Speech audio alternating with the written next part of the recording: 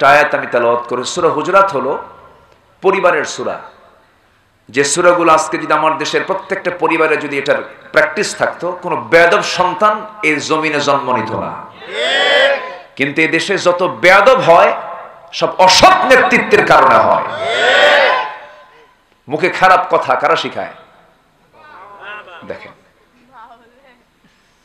সবচেয়ে মিথ্যা কথা বলে কারা বলেন তো? কাম সারছে।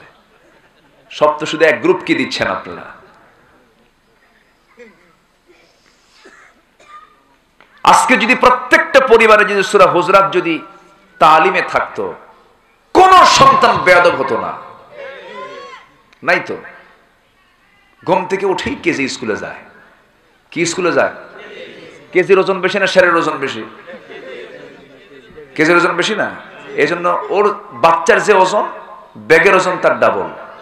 পিঠ বাঁকা হয়ে যায় একদম। এতগুলো বই নিয়ে যায়। এত বই পড়ার পরেও পরে ইয়াবা খায়। পরে কি খায়? ইয়াবা খায়। লাভ কি হলো? এতগুলো বই পড়লো, কেজিতে পড়লো, সেরেও পড়েনি, এরপরে কি খায়?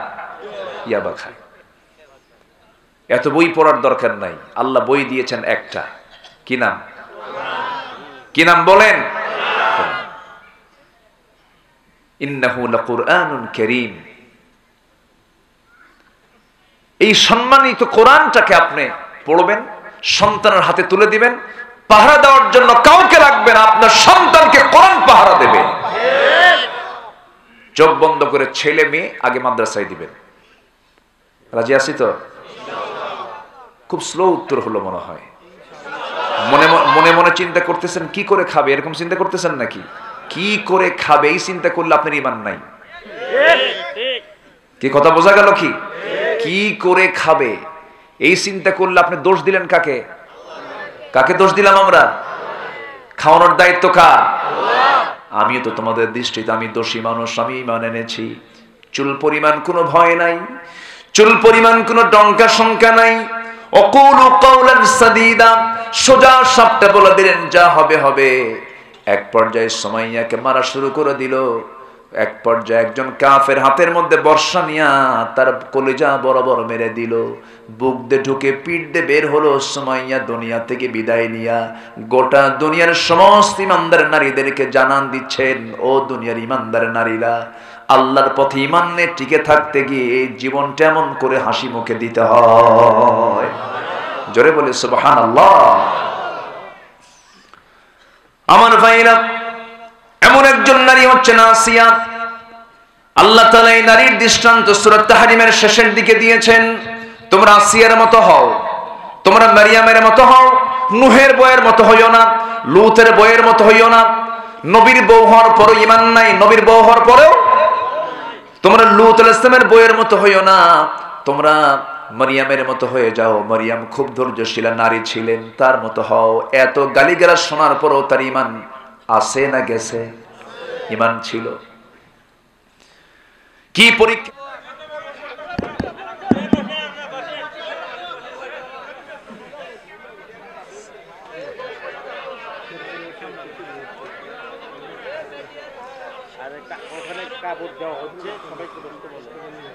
আসসালামু আলাইকুম ওয়া রাহমাতুল্লাহি ওয়া বারাকাতুহু।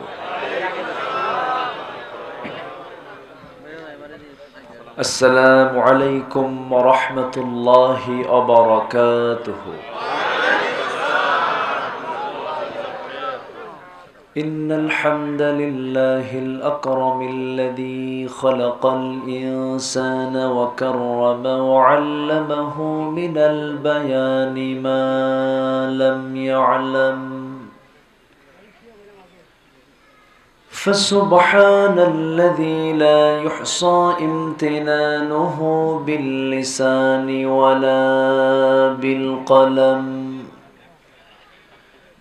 نشهد أن لا إله إلا الله وحده لا شريك له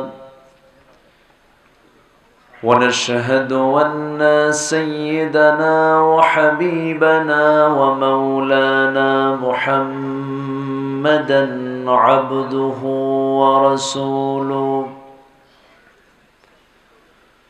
الذي أرسله بالحق بشيرا ونذيرا وداعيا إلى الله بإذنه وسراجا وقمرا منيرا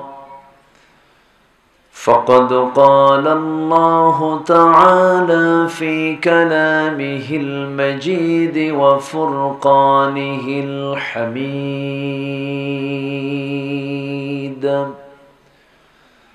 أعوذ بالله من الشيطان الرجيم بسم الله الرحمن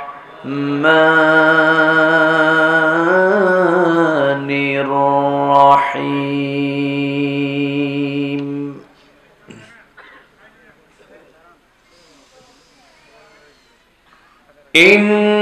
إنما المؤمنون الذين آمنوا بالله ورسوله ثم لم يرتابوا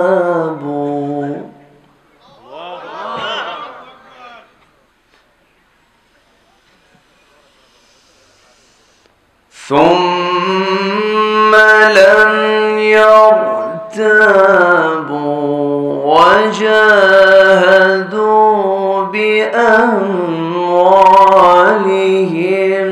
وأنفسهم في سبيل الله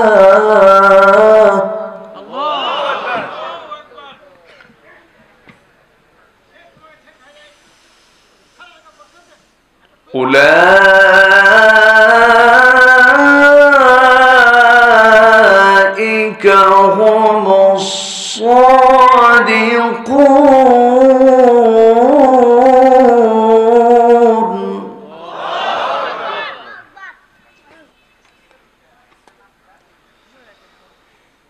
قل أتعلمون الله بدينكم والله يعلم ما في السماوات وما في الأرض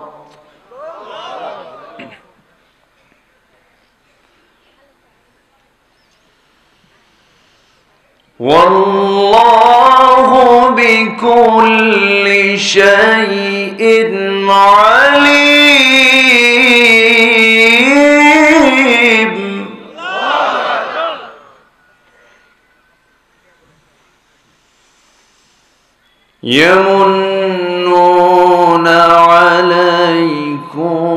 يمنون عليك أن أسلموا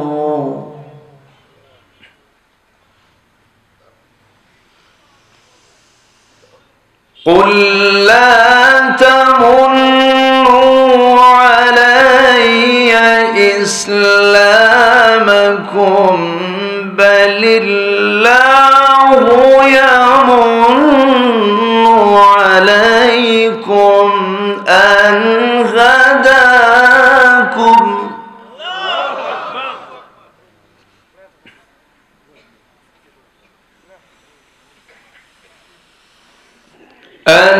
هداكم للإيمان إن كنتم صادقين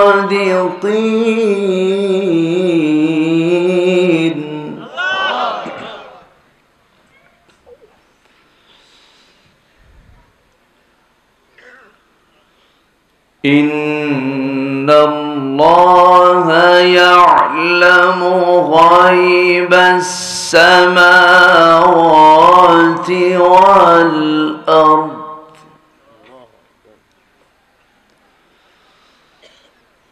والله بصير بما تعملون.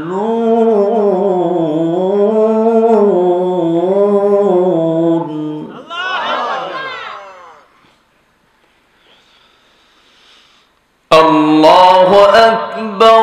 بسم الله الرحمن الرحيم.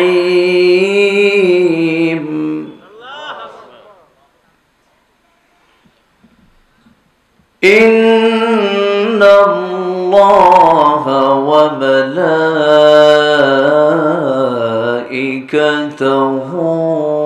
يصلون على النبي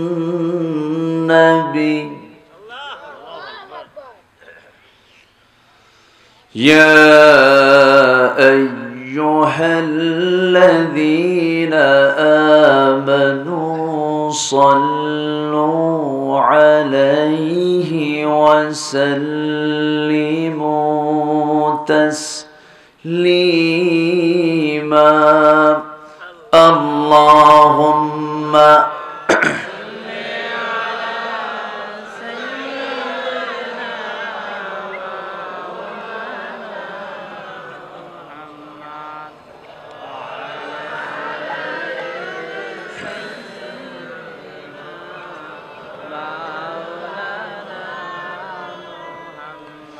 একটু মহব্বত দিয়ে নবীর প্রেমে মাতোয়ারা হয়ে জবান খুলে জোরালো কণ্ঠে সবাই বলুন আল্লাহুম্মা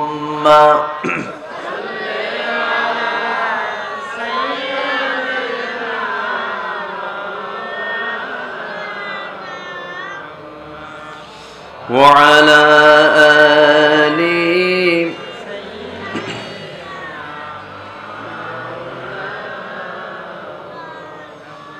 সবাই বলুন বালাগাল উলা বিকামালিহি কাশাফাত তুজা বিজামালিহি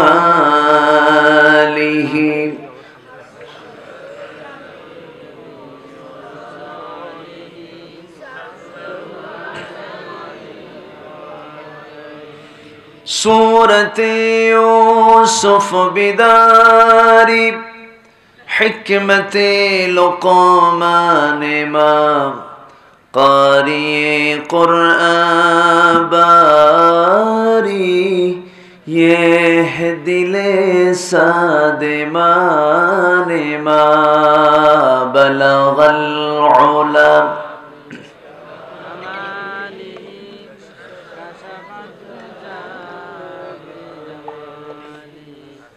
حسنت جميع خصاله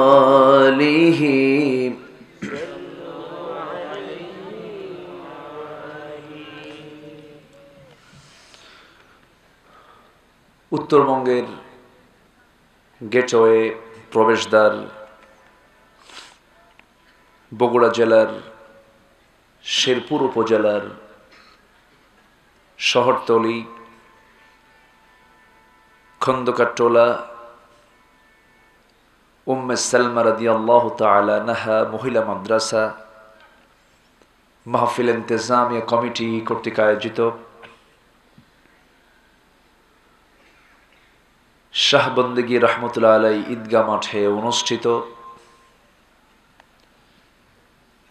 30 ডিসেম্বর 2023 অনুষ্ঠিত আজকের এই মহতি তাফসীরুল কোরআন মাহফিল প্রথম বার্ষিকী তাফসীরুল কোরআন মাহফিল এই বর্ণাঢ্য আয়োজনের সম্মানিত সুযোগ্য সভাপতি জনাব আলহাজ আব্দুল আজিজ সাহেব, আজকের এই মহৎ আয়োজনের বরেণ্য প্রধান অতিথি, বিশেষ অতিথি, বিশেষ করে আমার পূর্বে কথা বলেছেন আমার অত্যন্ত কাছের নন্দিত আলেমে দ্বীন হাফিজুল কোরআন মাওলানা আব্দুর রহমান মোল্লা হাফিজাহুল্লাহ,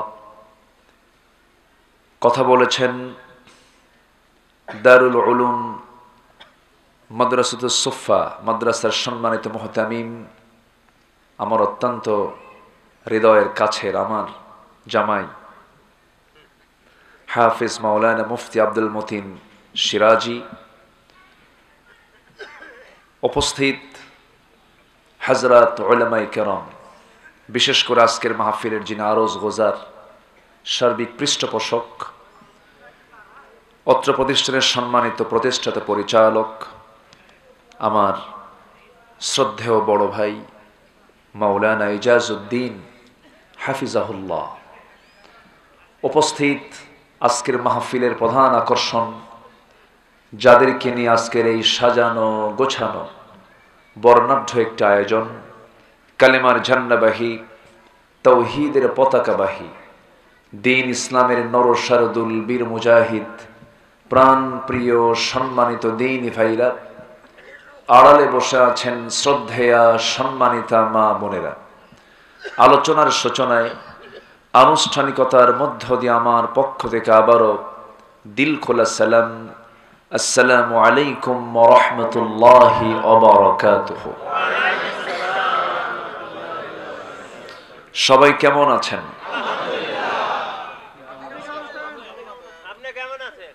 আমারও প্রশ্ন করেছেন। এ তো মোহাব্বতের বহিঃপ্রকাশ, ভালোবাসা আছে বলেই তো এমন ভাবে বলা যায়। আল্লাহ তাআলা আমাকে তো আপনার মতোই রেখেছেন, বলছি আলহামদুলিল্লাহ। মহান রব্বুল আলামিনের মেহেরবানি, যিনি মাহফিলের এই প্রতিকূল পরিবেশই বলবো আমি, মানে এই সময়টা মাহফিল গোটা দেশে অন্য সময়ের চাইতে একটু কম, চাপ কম, কারণ এখন কিসের চাপ বেশি? তো এর মাঝে এই কোরআনের একটা আওয়াজ আমরা শুনতে পেলাম, শুনতে পাচ্ছি, যিনি আমাকে আপনাকে আসার বসার সুযোগ করে দিয়েছেন। কালিমাতুশ শুকর আদায় করি মুহাব্বাতান, দিল থেকে কণ্ঠ উজাড় করে বলে উঠছি আলহামদুলিল্লাহ। চিৎকার মেরে বলছি আল্লাহুম্মা ইন্নী আসআলুকা আল হুদা ওয়াত তুকা ওয়াল আফাফা ওয়াল গিনা। সবাই বলি আল্লাহুম্মা লাকা আসলামতু ওয়া বিকা আমানতু ওয়া আলাইকা তাওয়াক্কালতু ওয়া ইলাইকা আনাবতু ওয়া বিকা খাসামতু। আমরা আল্লাহ তাআলার শুকর আদায় করে নিলাম। সম্মানিত উপস্থিতি, একটু উঠতে দেরি হলো, শেষ হতে যদি দেরি হয় কষ্ট হবে না তো? আমাকে সবাই সময় দেবেন? থেকে দিবেন না যেয়ে দিবেন? থেকে দেব। জোরে বলি ইনশাআল্লাহ। খুব অল্প সময় এই প্রোগ্রামটা দেয়া, মাত্র ৬-৭ দিন আগে বলা হলো। তো আমিও আমার প্রিয় ভাইজান এজাজ ভাই বহুদিন যাবৎ বলেন, কিন্তু ওনার মুখটা আমি রক্ষা করতে পারছিলাম না। তো এবার অক্টোপাসের মতো উনি আমাকে ধরে ফেলেছিলেন, ছাড়ার কোনো উপায় নেই। যাই হোক, এসেছি, আমি খুব খুশি। আপনারা খুশি হয়েছেন কিনা জানি না। খুশি হয়েছেন তো? বলি আলহামদুলিল্লাহ। খুব অল্প সময়ে তারা যা আয়োজনটা করেছেন, আমি তো আশ্চর্য হয়ে যাচ্ছি। তারা যা আয়োজন করেছেন, মাহফিল কিন্তু ফিল আপ হয়ে গেছে। এর চাইতে বেশি লোক হলে কিন্তু, বেশি হলে কি হয়, একটু গ্যাঞ্জাম হয় না? একটা সুন্দর সাজানো গোছানো, একটা শৃঙ্খলপূর্ণ একটা পরিবেশ আমরা পেয়েছি কোরআন শোনার জন্য। বলি আলহামদুলিল্লাহ।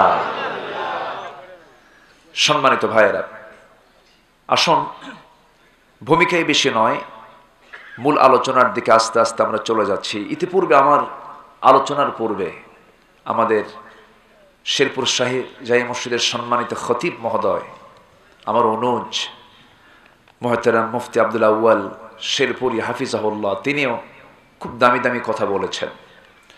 আমি সবার আলোচনাগুলো শুনেছি। বিশেষ করে আব্দুল মতিন সিরাজ ঈদের সম্মান, মর্যাদা এবং অধিকার নিয়ে পয়েন্ট ভিত্তিক, আদিল্লা নির্ভর অনেক সুন্দর সুন্দর কথা, আর্টিকেল তিনি প্রকাশ করেছেন। তো শেষ ক্লাসে এসে আমি একটু ভাঙ্গাচূড়া কিছু কথা বলতে চাচ্ছি। এলেম কালাম তো তেমন কিছু নাই, দেখি কি বলা যায়। আল্লাহ যেন আমার মুখ থেকে সেই জাতীয় কথা বের করে দেন, যে জাতীয় কথা মুসলিম উম্মার জন্য প্রেজেন্ট ওয়ার্ল্ডে, নিউ ওয়ার্ল্ড, পৃথিবীর আধুনিক দুনিয়ায় যেটা প্রয়োজন, এমন জাতীয় কথা যেন আল্লাহ তাআলা আমার মুখ থেকে বের করে দেন। জোরে বলি আমিন। শুধু মনে করছি না আমরা যে শুধু এই কথাটা আপনি শুনছেন, এই কথাটা আগামী 7 দিনের ভিতরে এই কথা চলে যাবে কোটি কোটি মানুষের কাছে। সেই মেশিনগুলো এখানে আছে না? আছে। আচ্ছা জি, আমি বলি, আপনি শুনছেন হাজার হাজার, আর এই ক্যামেরাগুলো যদি কোটি মানুষকে শোনায় দেয়, এটা কি লস হবে না লাভ হবে? তো সবই তো কম, লাভও হবে আবার ভেজালও করে, তাহলে এটা কেমন হবে? এক মুখে দুই কথা হয়ে গেল না? আচ্ছা, একটু অসুবিধা হোক না, বৃহত্তর দিকটা আমরা একটু তাকাই। আমাদের হয়তো চোখে একটু কম দেখলেও, চোখে একটু সমস্যা হলেও, একটু দিলের চক্ষু দিয়ে আমরা একটু দেখি, সব ঠিক হয়ে যাবে। জোরে বলি ইনশাআল্লাহ। সম্মানিত ভাইয়েরা, এ তো কম, কিছু কিছু মাহফিল আমাদের দেখাই যায় না, ওরা নিয়ে দখল করে থাকে। সম্মানিত ভাইয়েরা, আসুন আমরা মূল আলোচনার দিকে যাচ্ছি। আমরা যে কিতাবকে নিয়ে বসেছি, এই কিতাব যদি নাজিল না হতো, মাহফিল হতো? এই মাদ্রাসা হতো? বলেন হতো? আমরা আল্লাহকে চিনতাম, রসুলকে বুঝতাম, আখেরাত চিনতাম, সব বুঝেছি, চিনেছি। যেটাকে নিয়ে, সেটার নাম কি? সেটার নাম কি বলেন? আল কোরআন। এটা আছে বলেই সব আমরা খুঁজে পেয়েছি, সব আমরা চিনতে পেরেছি। আমার সবচেয়ে আপনজন তিনি কে বলেন তো? আল্লাহ তাআলা। আল্লাহকে পাওয়া যায়, আল্লাহর পরিচয় পাওয়া যায় কোন কিতাবে? কোরআন। আল্লাহ কে যদি প্রশ্ন করেন, আল্লাহ কে, আল্লাহ তুমি কে, এই প্রশ্ন কোরআন ছাড়া পৃথিবীর কোথাও পাবেন আপনি? আল্লাহ রাব্বুল আলামিন তার পরিচয় দিয়েছেন 10 পারা জুড়ে। কোরআনে কারীমের 10 পারা জুড়ে তিনি তার পরিচয় দিয়েছেন।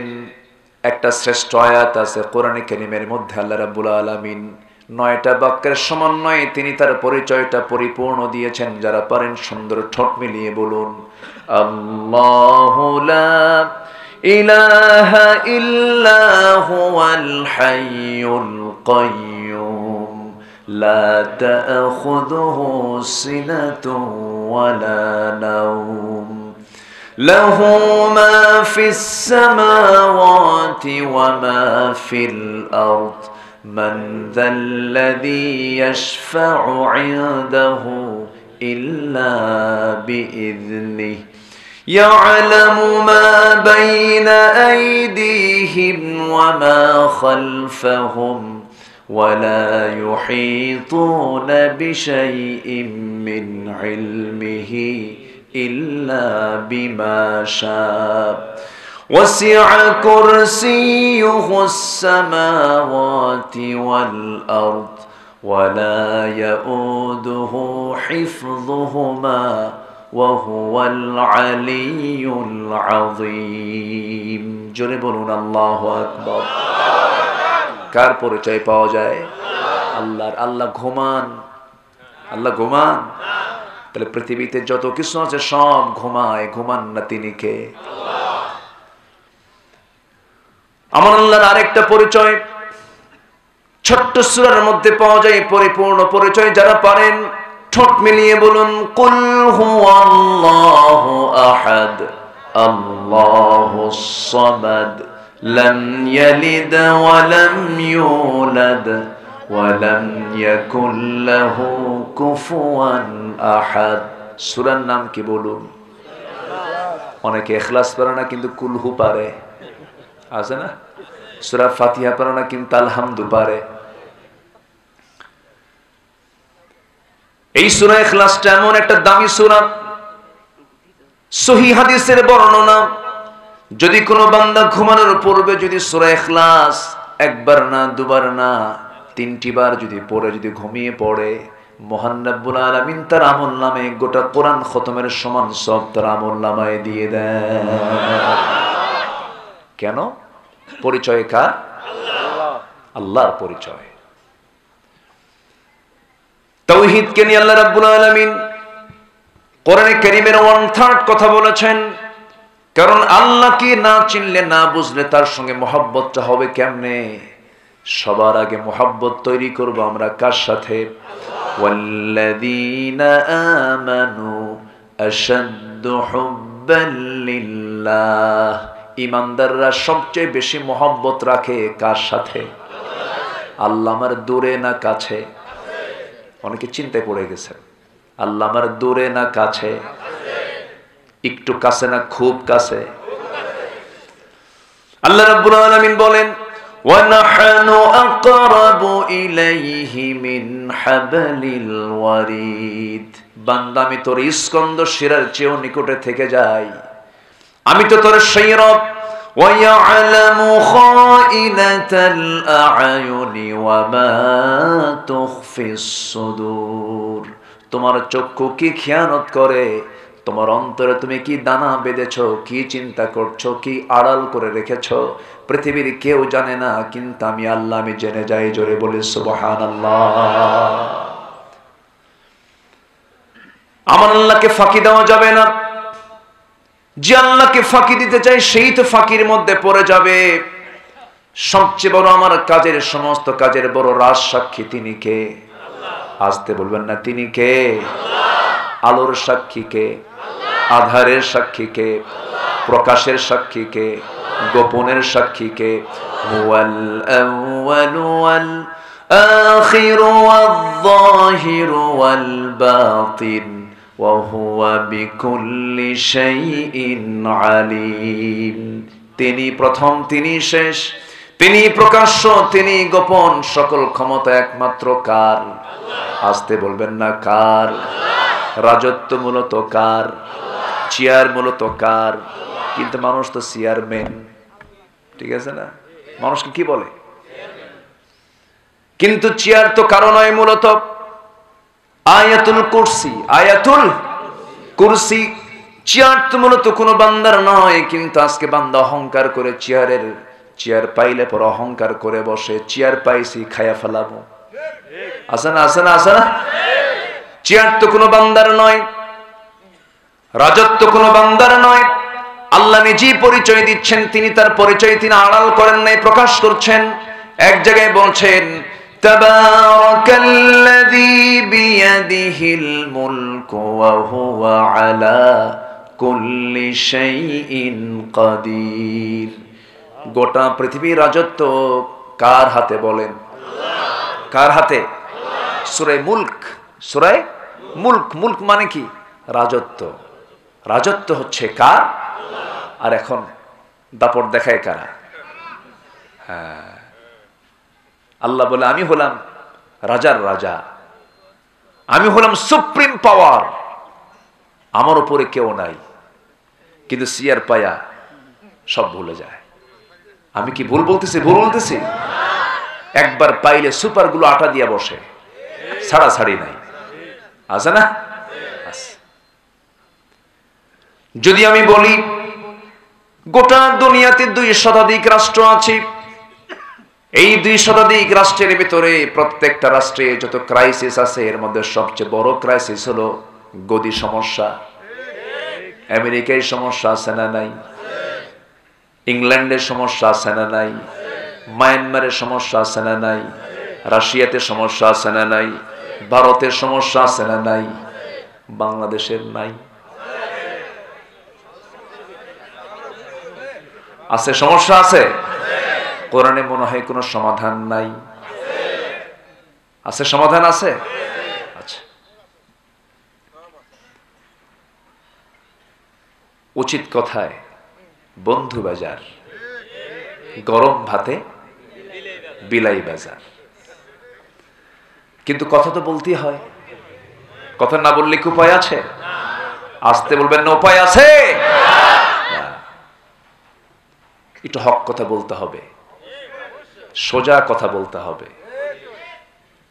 হেকমতের নামে হককে আড়াল করা যাবে না। হেকমত মানে হককে আড়াল নয়, হেকমত মানে হচ্ছে প্রজ্ঞার সাথে হককে হাইলাইট করা, উপস্থাপন করা। আমার বন্ধুগণ, এই দুনিয়া ছেড়ে আমিও যাব, আপনিও যাবেন।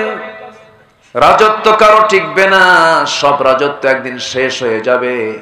আল্লাহ রাব্বুল আলামিন নিজেই বলছেন, কুল্লু মান আলাইহা ফান ওয়া ইয়াবকা ওয়াজহু রাব্বিকা যুল জালালি ওয়াল ইকরাম। ঠোঁট মিলিয়ে মিলিয়ে দিল থেকে সবাই বলুন, ফাবিআইয়ি আলা'i রাব্বিকুমা তুকাযযিবান।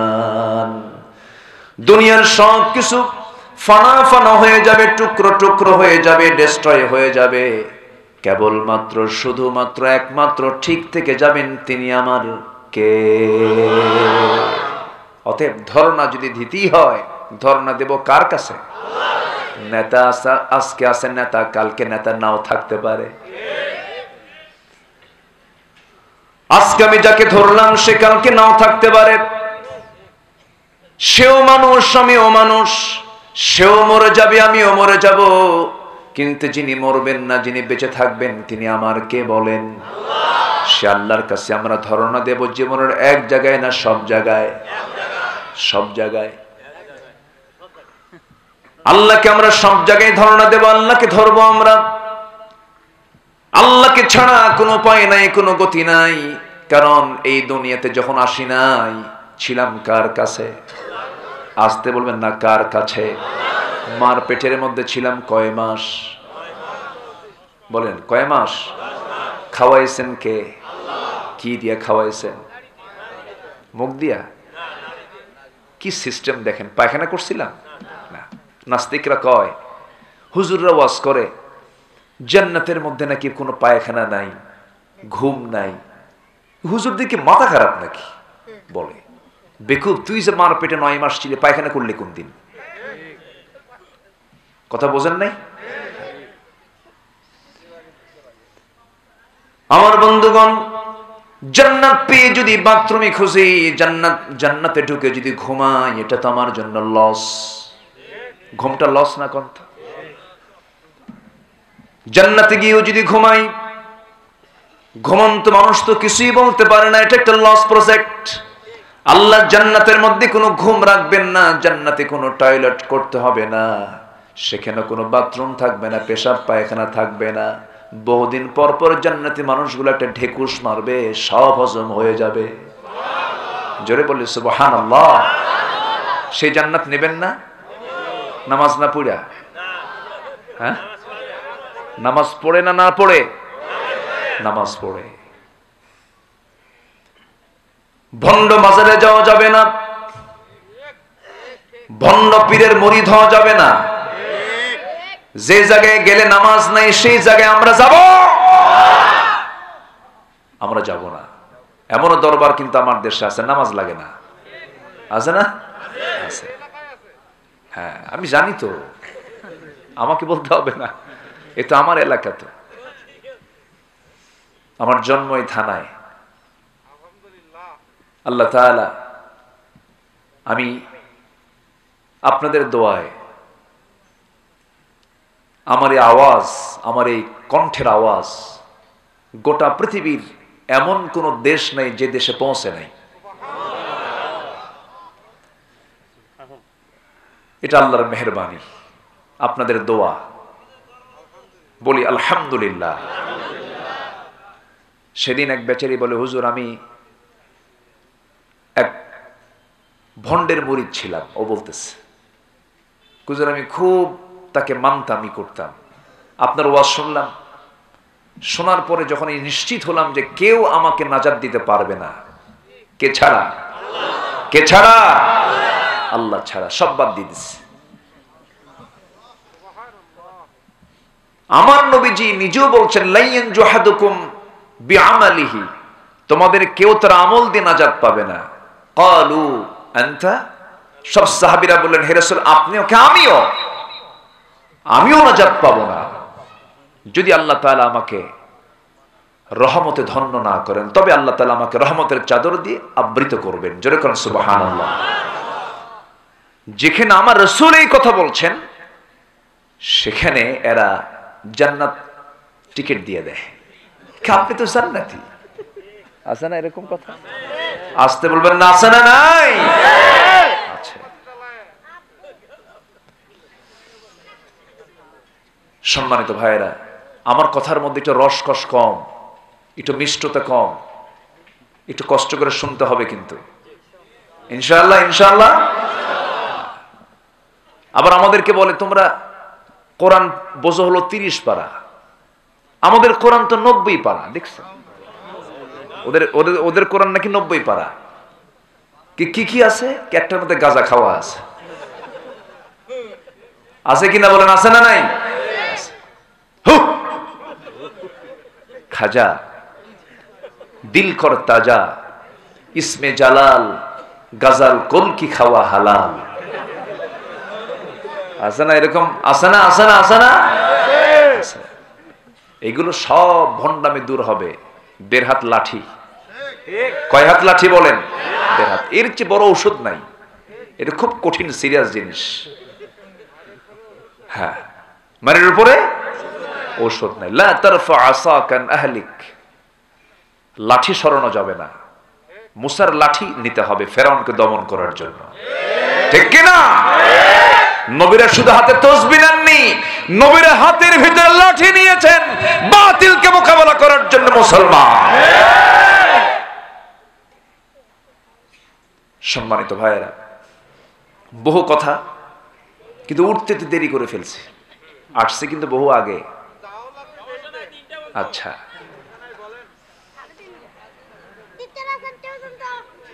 কাম সারছে বাবু, ছোট্ট বাবা দেখেন কি সুন্দর করে বলতেছে আলহামদুলিল্লাহ।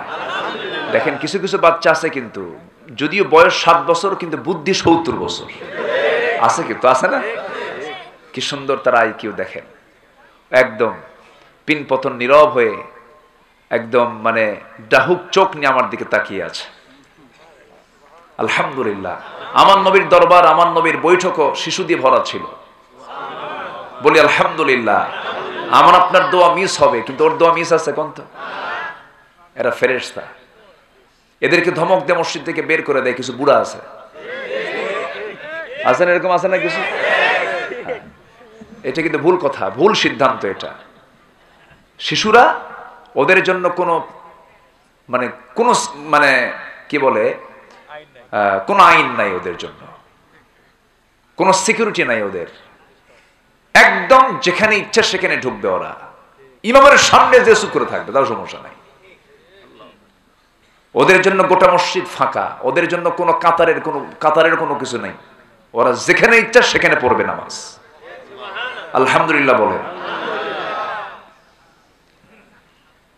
যে সমাজের মসজিদগুলোতে বাচ্চাদের কান্নার হাসির আওয়াজ না আসে, বুঝতে হবে সেটা এখনো ইসলামী সমাজ হয়নি।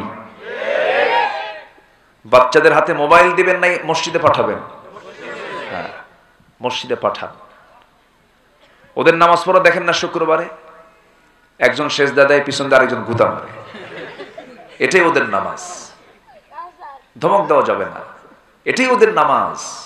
আমার নবীজি জুমার খুতবা দিচ্ছেন, ইমাম হুসাইন 3.5 ফিট মানুষ 5 ফিট জুব্বা পরছেন। বলেন তো হাঁটবে না পড়বে? পড়ে একবার ওঠে একবার, পড়ে একবার ওঠে একবার। আমার নবীজি জুমার খুতবা ছেড়ে দিয়ে দূর থেকে হুসাইনকে কোলে করে প্রথম কাতারে বসায় দিলেন। আর আমার দেশে কিছু বুড়া চাচা আছে লাঠি নিয়ে থাকে। এগুলো ভুল। তোমরা থাকো, থাকবে না? হ্যাঁ, বলি ইনশাআল্লাহ। এরা জান্নাতের ফুল, এরা। আলহামদুলিল্লাহ বলেন। আমি সূরা হুজুরাত থেকে তেলাওয়াত করেছি, একটু মিলায় দেই। কয়েকটা আয়াত আমি তেলাওয়াত করেছি। সূরা হুজুরাত হলো পরিবারের সূরা। যে সূরাগুলো আজকে যদি আমার দেশের প্রত্যেকটা পরিবারে যদি এটার প্র্যাকটিস থাকতো, কোনো বেয়াদব সন্তান এই জমিনে জন্ম নিত না। কিন্তু এই দেশে যত বেয়াদব হয় সব অসৎ নেতৃত্বের কারণে হয়। মুখে খারাপ কথা কারা শিখায়? দেখেন, সবচেয়ে মিথ্যা কথা বলে কারা বলেন তো? কাম সারছে। সব তো শুধু এক গ্রুপকে দিচ্ছেন আপনারা। আজকে যদি প্রত্যেকটা পরিবারে যদি সূরা হুজরাত যদি তালিমে থাকতো, কোন সন্তান বেয়াদব হতো না। নাই তো। ঘুম থেকে উঠেই কেজি স্কুলে যায়। কি স্কুলে যায়? কেজির ওজন বেশি না শেরের ওজন বেশি? কেজির ওজন বেশি না, এই জন্য ওর বাচ্চার যে ওজন, ব্যাগের ওজন তার ডাবল। পিঠ বাঁকা হয়ে যায় একদম। এতগুলো বই নিয়ে যায়। এত বই পড়ার পরেও পরে ইয়াবা খায়। পরে কি খায়? ইয়াবা খায়। লাভ কি হলো? এতগুলো বই পড়লো, কেজিতে পড়লো, সেরেও পড়েনি, এরপরে কি খায়? ইয়াবা খায়। এত বই পড়ার দরকার নাই। আল্লাহ বই দিয়েছেন একটা, কি নাম? কি নাম বলেন? ইন্নাহু লাকুরআনুন কারীম। এই সম্মানিত কোরআনটাকে আপনি পড়বেন, সন্তানের হাতে তুলে দিবেন। পাহারা দেওয়ার জন্য কাউকে রাখবে না, আপনার সন্তানকে কোরআন পাহারা দেবে। চোখ বন্ধ করে ছেলে মেয়ে আগে মাদ্রাসায় দিবেন। রাজি আছি তো? খুব স্লো উত্তর হলো মনে হয়। মনে মনে চিন্তা করতেছেন কি করে খাবে, এরকম চিন্তা করতেছেন নাকি? কি করে খাবে এই চিন্তা করলে আপনার ঈমান নাই। কি কথা বোঝা গেল? কি কি করে খাবে এই চিন্তা করলে আপনি দোষ দিলেন কাকে? কাকে দোষ দিলাম আমরা? খাওয়ানোর দায়িত্ব কার? মার পেটে 10 মাস খাওয়াইছেন কে? তো দুনিয়াতে এসে যে খাচ্ছি আমরা, এটা কি সহজ? এটা কি মানে কঠিন, না মার পেটে খাওয়া কঠিন? তো কঠিনটা করলেন কে? যিনি মার পেটে খাওয়ান তিনি কি দুনিয়াতে খাওয়াতে পারবেন না? অবশ্যই পারবেন তিনি। চোখ বন্ধ করে মাদ্রাসায় দেব। বিশেষ করে মেয়ে সন্তানগুলোকে কোরআন শেখানো দরকার বেশি, কারণ ওরা হচ্ছে প্রোডাকশনের দায়িত্বে থাকে। কি প্রোডাকশন? হ্যাঁ, প্রোডাকশন। যেখানে প্রোডাকশন দরকার, যেখানে প্রোডাকশন সেখানেই শিক্ষার গুরুত্ব কম না বেশি? বেশি। মেয়ে সন্তানকে মাদ্রাসায় দিবেন, ও আলেমা হবে, কোরআন পড়বে, সন্তানকে শেখায় দেবে আলিফ বা তা সা আলহামদুলিল্লাহ। ও গাঁজা খাবে না। ও কি খাবে না? গাঁজা খাবে না। খালি বলি হুজুর একটু বাপমার ওয়াজ করেন। বাপমার ওয়াজ করে করবেন কি? সন্তান তো মানুষ করতে পারিনি, ঠিক আছে না? সন্তান ভালো হলে তো বাপ মাকে খেদমত করবে। সন্তান তো ভালো করতে পারিনি আমি। কষ্ট পাচ্ছেন নাকি আপনারা? তাহলে একটা মেসেজ কিন্তু আমি দিয়ে দিলাম। চোখ বন্ধ করে মেয়েকে ছেলেকে দেব কোথায়? মাদ্রাসায়। বহু কিছুই তো দেখলাম আমরা, চোখের সামনে দেখলাম। গত 1.5 বছর কি 2 বছর আগে ঢাকার ধানমন্ডির একজন বাসিন্দা, কোন এক নায়কের শ্বশুর, মনে আছে? প্রকাশ্যে ফেসবুক লাইভে এসে বৈধ পিস্তল নিয়ে মাথায় ঠেকিয়ে বলল, আমি আত্মহত্যা করলাম। আমার ছেলে আছে, মেয়ে আছে, বউ আছে, বাচ্চা আছে, কেউ আমাকে আরামে থাকতে দিল না। সুইসাইড করে দুনিয়া থেকে বিদায় নিল।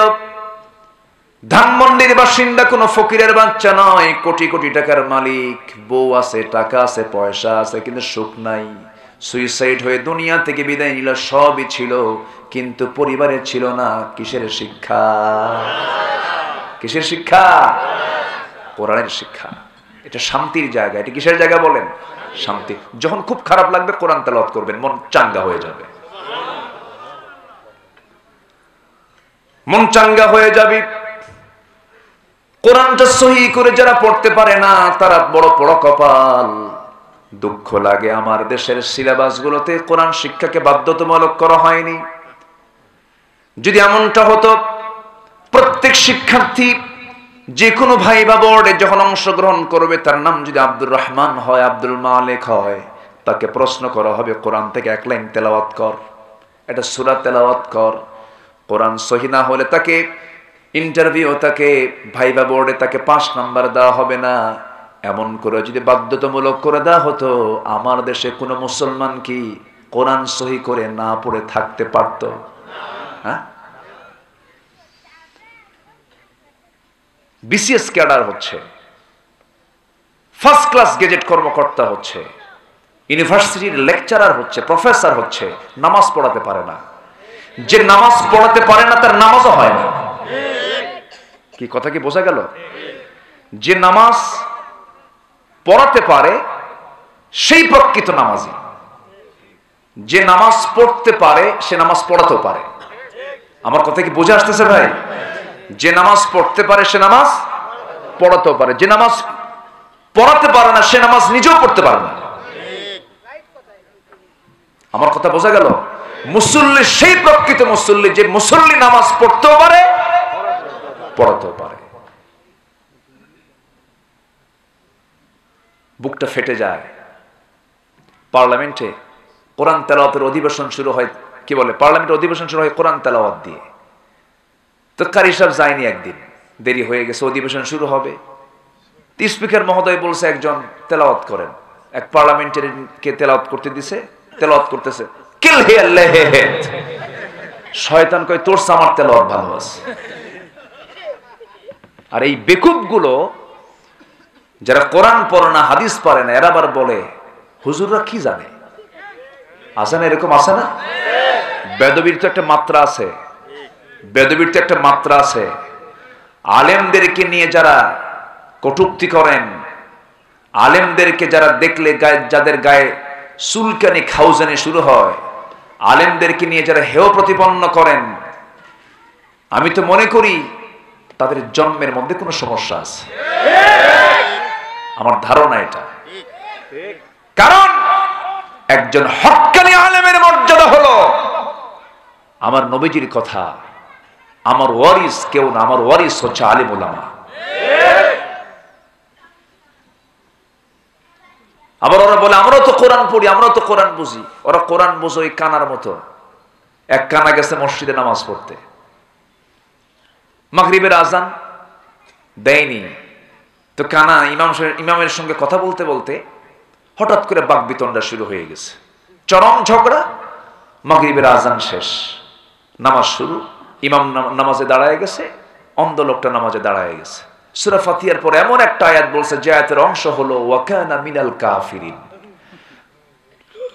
কানা এখন মনে মনে চিন্তা করে, গন্ডগোল হলো কিছুক্ষণ আগে নামাজের মধ্যে আমাকে বলে আমি কানা কাফের। কথা কি বুঝতেছেন?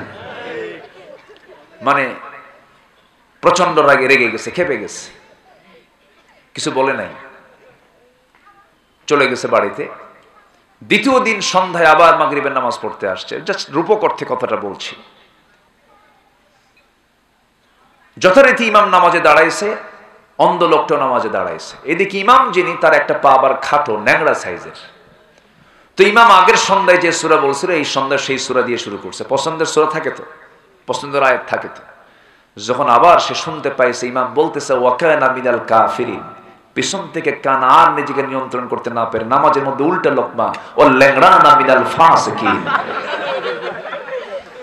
আমি কানা যদি কাফের হই, তুই ন্যাংড়া হলি ফাসিক। ওরা কোরআন বসে ওই কানার মতো। আসতে বলবেন না, জোরে বলুন ঠিক কিনা? ওরা যদি কোরআন বুঝতো সমাজে সুদ চালু থাকতো না। ওরা যদি কোরআন বুঝতো সমাজের মদের বোতল পাওয়া যেত না। মদের বোতল নিয়ে আলেমরা থাকে না, মদের বোতল নিয়ে কোন মুফতিকে দেখতে পাবেন না, কোন আলেমকে দেখতে পাবেন না। মদের বোতল নিয়ে তারাই বসে থাকে যারা মদের আইন পাশ করে।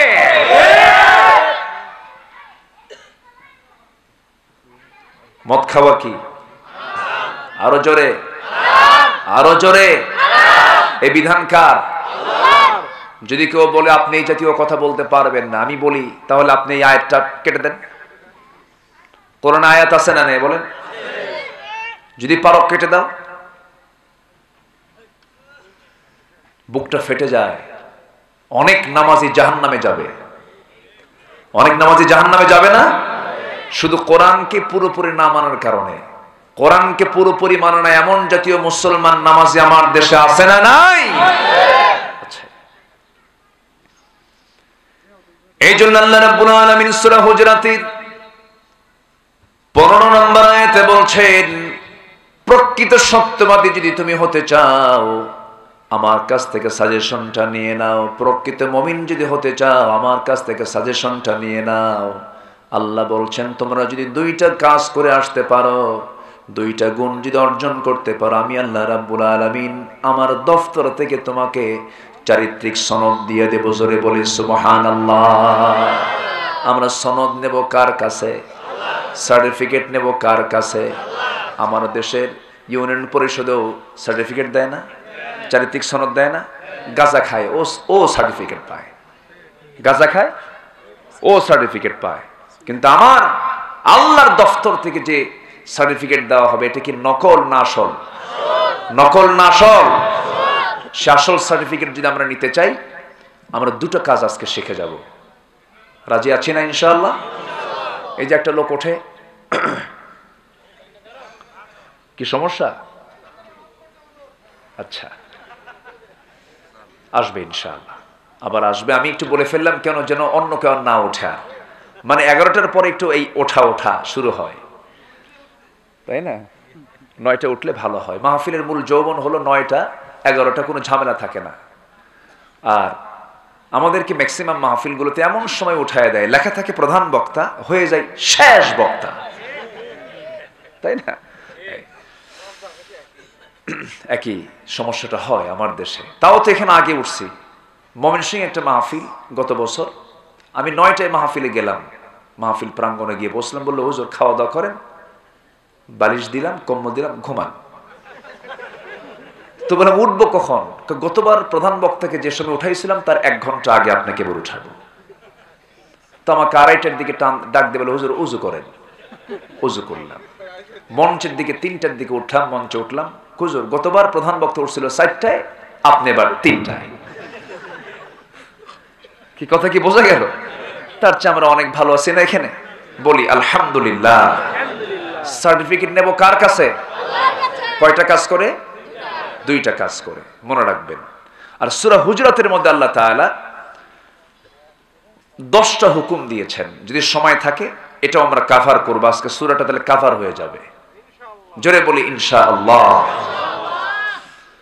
আল্লাহ রাব্বুল আলামিন সূরাতুল হুজরাতের 15 নম্বর আয়াতে বলছেন, ইন্নামাল মুমিনুনা আল্লাযীনা আমানু বিল্লাহি ওয়া রাসূলিহি সুম্মা লাম ইয়ারতাবু ওয়া জাহাদু বিআমওয়ালিহিম ওয়া আনফুসিহিম ফি সাবিলিল্লাহ উলাইকা হুমুস সাদিকুন। জোরে বলুন আল্লাহু আকবার। প্রকৃত মুমিন কারা? আল্লাহ তাআলা নিজেই বলছেন, যারা 1 নম্বর কাজ, যারা ঈমান আনবে কার উপরে বলেন? আল্লাহকে যে মানবে সে আল্লাহকে বিশ্বাস করবে, দেখে না না দেখে, দেখে না না দেখে। আমার দেশের বহু ভণ্ড নাকি আল্লাহরে দেখে, আছে কিন্তু কামার পীর কেবল আল্লাহরে দেখছে।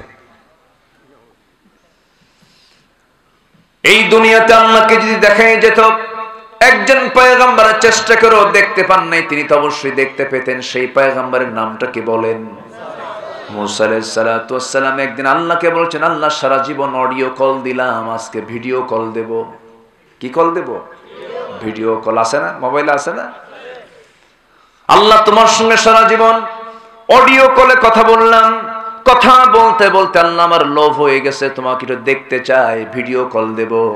আল্লাহ বলছেন, লেন তারানি, আমাকে কখনো দেখতে পাবে না এই দুনিয়ার জগতে, তবে বান্দা ও মুসা তুমি আমাকে দেখতে পাবে জান্নাতের ভিতরে। জোরে কোন সুবহানাল্লাহ।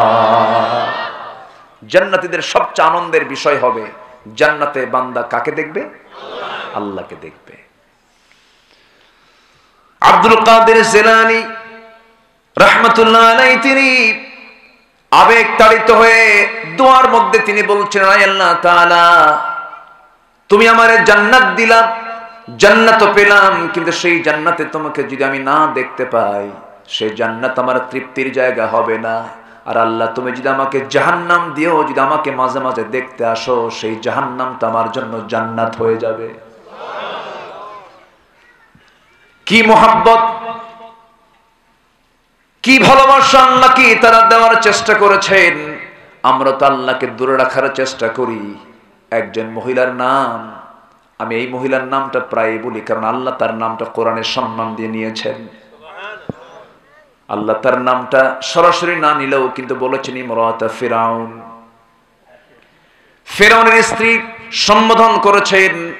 এই মহিলার জীবনটা আমি যখন সামনে আনার চেষ্টা করি, তখন মনে মনে চিন্তা করি, ঈমান কাকে বলে, ঈমানের পরিচয় দেওয়ার জন্য কি কি গুণ থাকা দরকার, প্রত্যেকটা গুণ একটা একটা করে আল্লাহ তাআলা আসিয়াকে দিয়েছিলেন। জোরে বলি সুবহানাল্লাহ।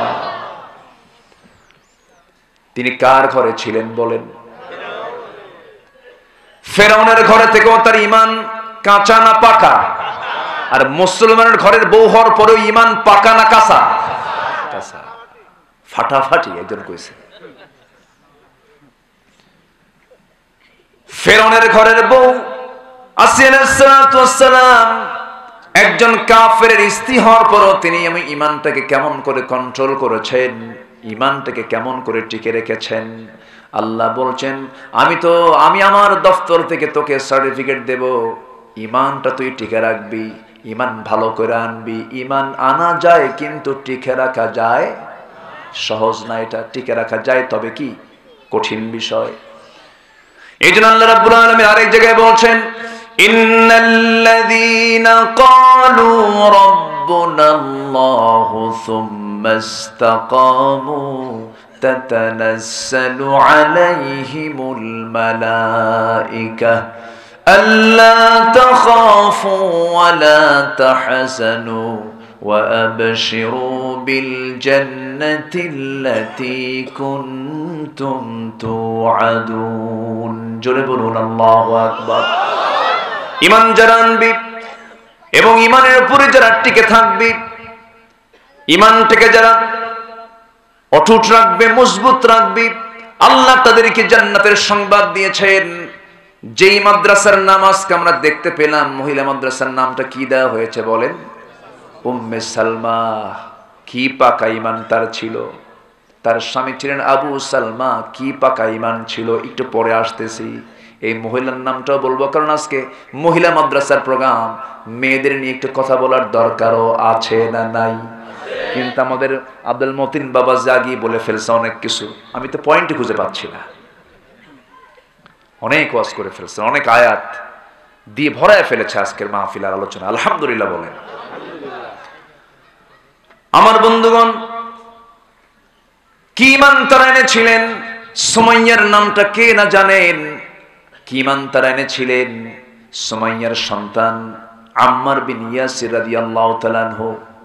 এই আম্মার বিন ইয়াসির কি আবু জাহেল, উতবা, শাইবা, মুগীরা ভীমরুলের চাকে যেমন ঢিল মারলে যেমন সেই ভীমরুল গুলো, মৌমাছি গুলো এক ঝাঁকে ধরে ফেলে, ঠিক তেমনি সমস্ত কাফের মুশরিকরা যখন শুনতে পেয়েছে আম্মার ইসলাম কবুল করে নিয়েছে, সবাই ঝেঁকে ধরেছে, ধরে ফেলে বলছে, আম্মার শুনলাম।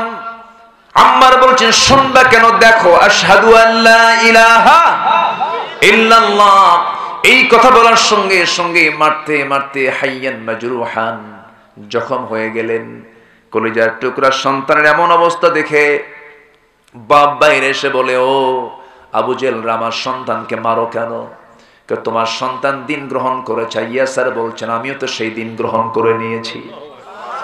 বাপকে ধরে ফেললো। বাপকে ধরে মারতে মারতে এক পর্যায়ে করলো কি, একটা পা একটা ঘোড়ার পায়ের সঙ্গে বাঁধলো, আরেকটা পা একটা ঘোড়ার পায়ের সঙ্গে বাঁধলো। দুই দিকে দুই ঘোড়া চালায়া দিয়া মুরগির রানের মতো দুই টুকরা করে ইয়াসারকে দুনিয়া থেকে বিদায় করে দিল। সাহাবীর এমন মৃত্যু দেখে বউ পিছন থেকে এই দৃশ্য দেখে এসে বলছি, আবু জেহেল, কি দোষ ছিল আমার স্বামীর? ইসলাম কবুল করেছে, ঈমান এনেছে। আমিও তো তোমাদের দৃষ্টিতে আমি দোষী মানুষ, আমি ঈমান এনেছি। চুল পরিমাণ কোনো ভয় নাই, চুল পরিমাণ কোনো ডঙ্কা শঙ্কা নাই। অকুলু কাওলান সাদীদা, সোজা সাপটা বলে দিলেন যা হবে হবে। এক পর্যায়ে সুমাইয়াকে মারা শুরু করে দিল। এক পর্যায়ে একজন কাফের হাতের মধ্যে বর্ষা নিয়া তার কলিজা বরাবর মেরে দিল। বুক দিয়ে ঢুকে পিঠ দিয়ে বের হলো সুমাইয়া দুনিয়া থেকে বিদায় নিয়া।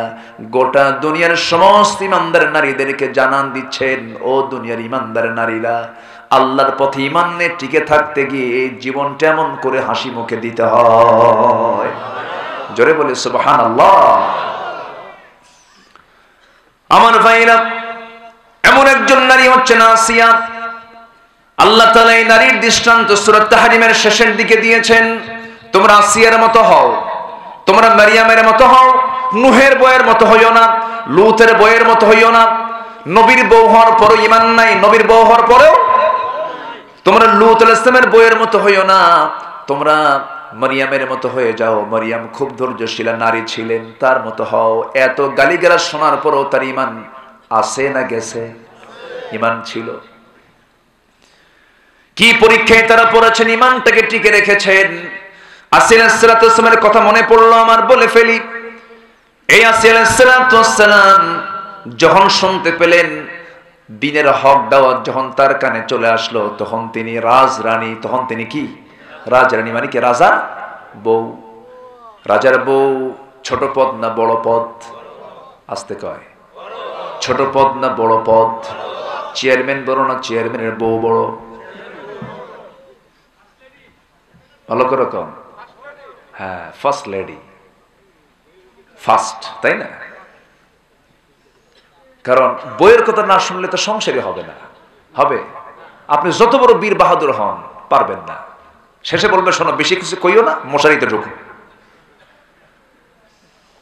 বউ এমন একটা জিনিস, আমার নবীও বউয়ের কথা শুনেছেন, আলহামদুলিল্লাহ বলেন। নতুন একটা সিরাতে মানে আপডেট দেখলাম, আম্মা জান আয়েশা একদিন নবীর সঙ্গে চরম বাকবিতণ্ডা হচ্ছে স্বামী স্ত্রীর। কিন্তু এরকম না, আমাদের তো মাত্রা ছাড়া, সকালে এক তালাক দেয়, বিকেল আর এক তালাক দেয়।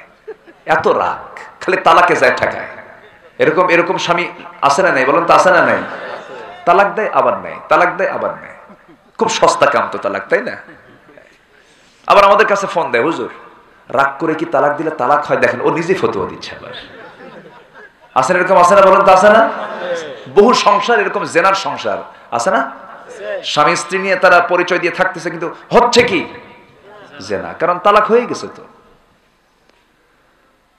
আচ্ছা, তালাক কি রাগের মাথায় হয় না মহাব্বতে হয়? হ্যাঁ বলেন তো, এরকম কি বলে, সোনা রাগ কইরো না তালাক, এরকম তাই তালাক? তালাক কি মহাব্বতে হয় না রাগে হয়? তো বেকুব এই প্রশ্ন করে কেন আমার বুঝে আসে না। আচ্ছা, মার্ডার যদি কেউ করে, রাগের মাথায় যদি মার্ডার করে, ও মনে মরবে না নাকি? হ্যাঁ, মার্ডার যদি কেউ রাগের মাথায় করে, মরবে না? মরবেই তো।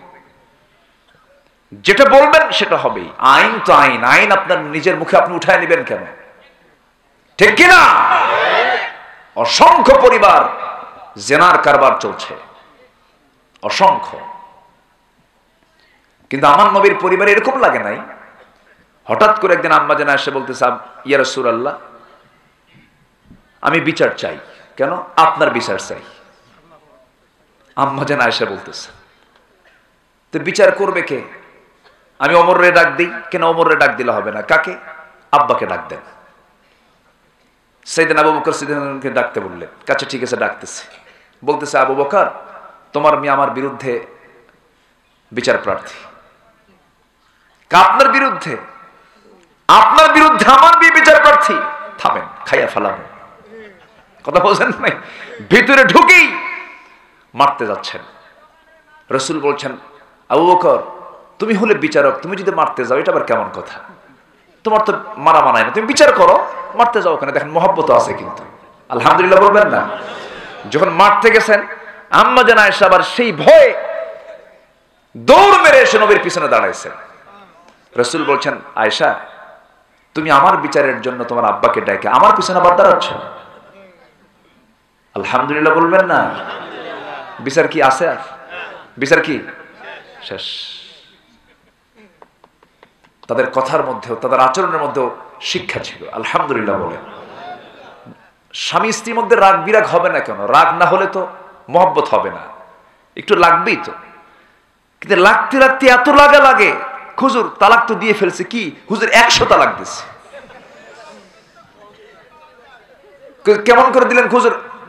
1 তালাকে আমার রাগ ওঠে নাই, শেষ হয় নাই, 100 তালাক দিয়া ওর মায়ের শুদ্ধ দিছে। আছে না নয়? এগুলো না। স্বামী স্ত্রীর মধ্যে মোহাব্বত যারা আছে, মাওয়াদ্দাতাও ওয়া রাহমা, আমার আগের আলোচক এই আয়াতের আলোচনা করেছেন। বিয়েতে মোহাব্বত থাকে, রহমতও থাকে। আর বিয়ে ছাড়া যেটা, এটার মধ্যে মোহাব্বত থাকতে পারে কিন্তু রহমত চুল পরিমাণ নাই। এই যে পার্কে যে বসে, পার্কে ছেলে মেয়ে যে বসে, এটা মোহাব্বত না? আসতে কয় মোহাব্বত নাই কেন? মোহাব্বত ছাড়া কি বসে?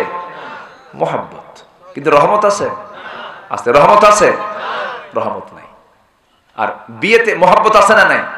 রহমত আছে, মোহাব্বত আছে। এই শিশু পার্কগুলো সব ভরে গেছে শিশু দিয়া, না শিশুর মা খালা দিয়া। তো শিশু পার্ক নামটা কি দরকার? কর্তৃপক্ষকে বলে দেওয়া দরকার, আজকের থেকে এই শিশু পার্কের নাম শিশু পার্ক না রাখিয়া শিশুর মা খালা পার্ক।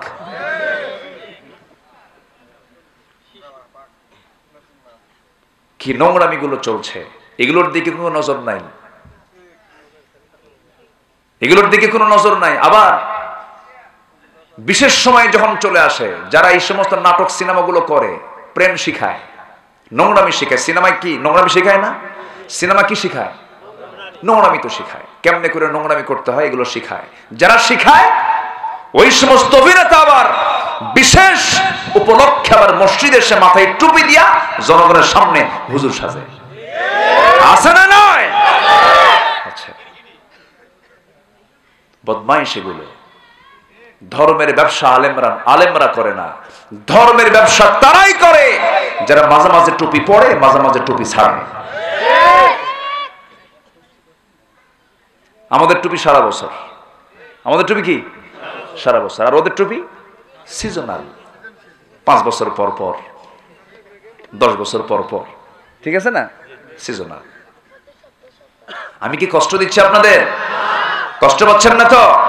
আমরা শুনবো তো, জোরে বলি ইনশাআল্লাহ। আসিয়া কার বউ? আর আমাদের ঘরে কাদের বউ? এরা ফেরাউনের বউ না মুসলমানের বউ? মুসলমানের বউয়ের ঈমান কি পাকা না কাঁচা? আর ফেরাউনের বউয়ের ঈমান পাকা। চিন্তা করেন, একটু কান লাগাবেন। আমি বলছিলাম বউ বড় না, চেয়ারম্যান বড় না, চেয়ারম্যানের বউ বড়। কথা বলতে বলতে বহু দূরে চলে গিয়েছিলাম। আল্লাহ তাআলা দুজনকে সম্মান দিয়েছেন। যদি কোনো বউ বলে আমার স্বামী ভালো, আল্লাহ বলবেন ওই বান্দাটা আমার কাছে ভালো। যদি কোনো স্বামী বলে আমার বউটা ভালো, আল্লাহ বলবেন ওই বান্দিটা আমার কাছে ভালো। কারণ আমার সার্টিফিকেট দুনিয়ার কেউ না দেবে, কিন্তু বউটা যদি বলে আমার স্বামীটা ভালো, আল্লাহ বলবেন ওই বান্দা আমার কাছে ভালো। জোরে বলে সুবহানাল্লাহ। আমরা সবার আগে কার কাছে ভালো হব? বলেন কার কাছে? বইয়ের কাছে। বইয়ের কাছে আল্লাহ তো আছেই। বইয়ের কাছে ভালো হতে হবে, অন্যের বউ না কিন্তু। আবার হ্যাঁ, এই তো ছোট বাচ্চা ভালোই বুঝে গেছে, নিজের বইয়ের কাছে। তোমার তো বই হয় না এখন, ভালোই তো বোঝো দেখি।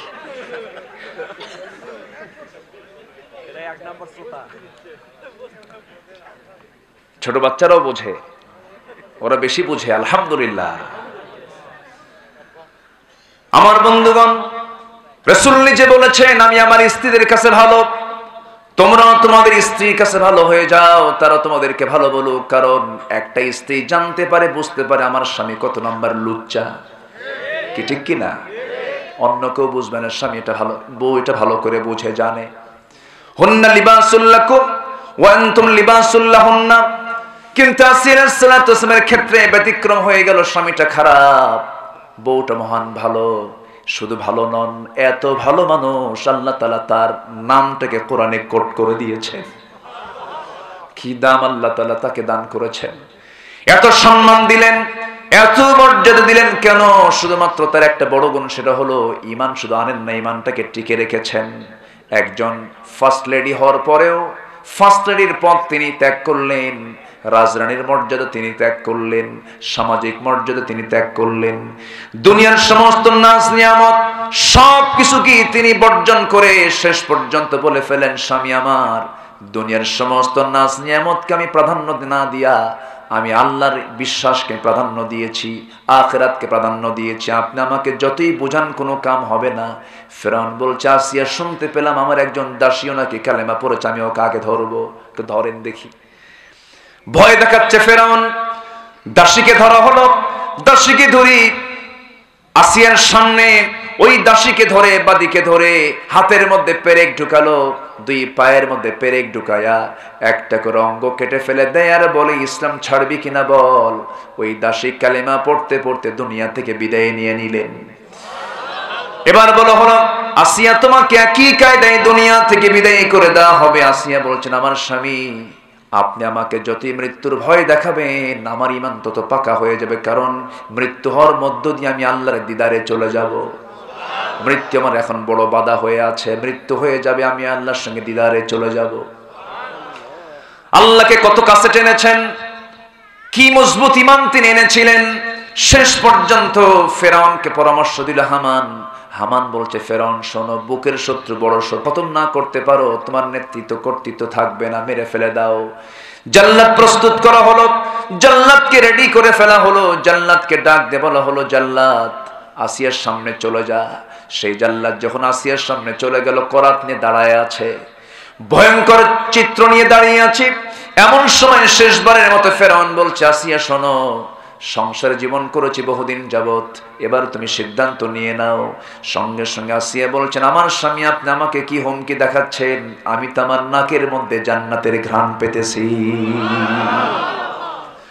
আসিয়া আলাইহিস সালাতু ওয়াস সালাম শেষ পর্যন্ত দেখতে পেলেন করাত তার সামনে হাজির হয়ে গেছে, করাত তার কপালে লাগানো হলো।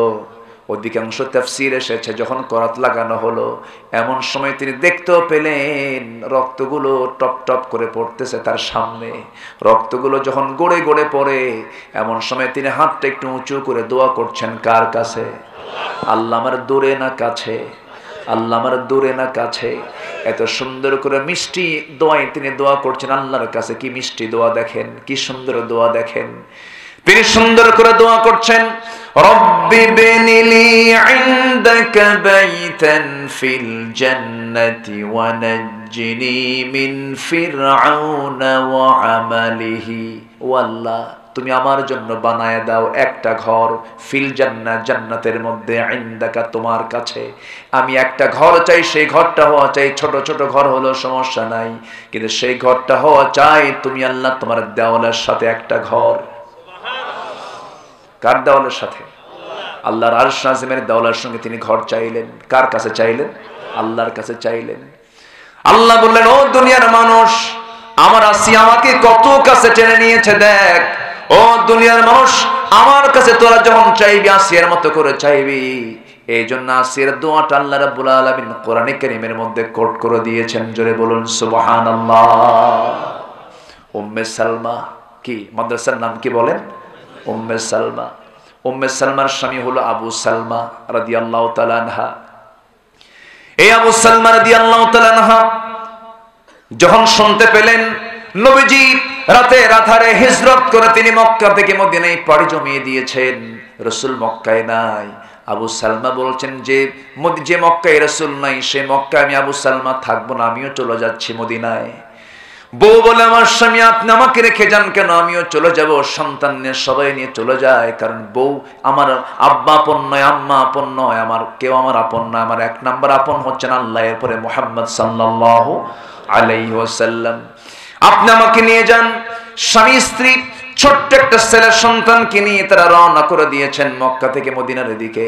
বাপ মা ছেড়ে দিয়েছেন, সমাজ ছেড়ে দিয়েছেন, সব যখন রওনা দিয়েছেন, শ্বশুর বাড়ির লোকজন এসে তার বউটাকে উম্মে সালমাকে জোর করে ধরে নিয়ে চলে গেল। ভাইরা আপন ভাইরা এসে নিজের ছেলেটাকে জোর করে ধরে নিয়ে চলে গেল। আবু সালমা বলছেন, তোমরা আমার কাছ থেকে ছেলে নিয়ে গেলে, আমার কাছ থেকে বউটাও নিয়ে গেলে, আমার সন্তান ছেলে নিয়ে গেছো তো কি হয়েছে, আমার কাছ থেকে তো ঈমান নিয়ে যেতে পারো নাই।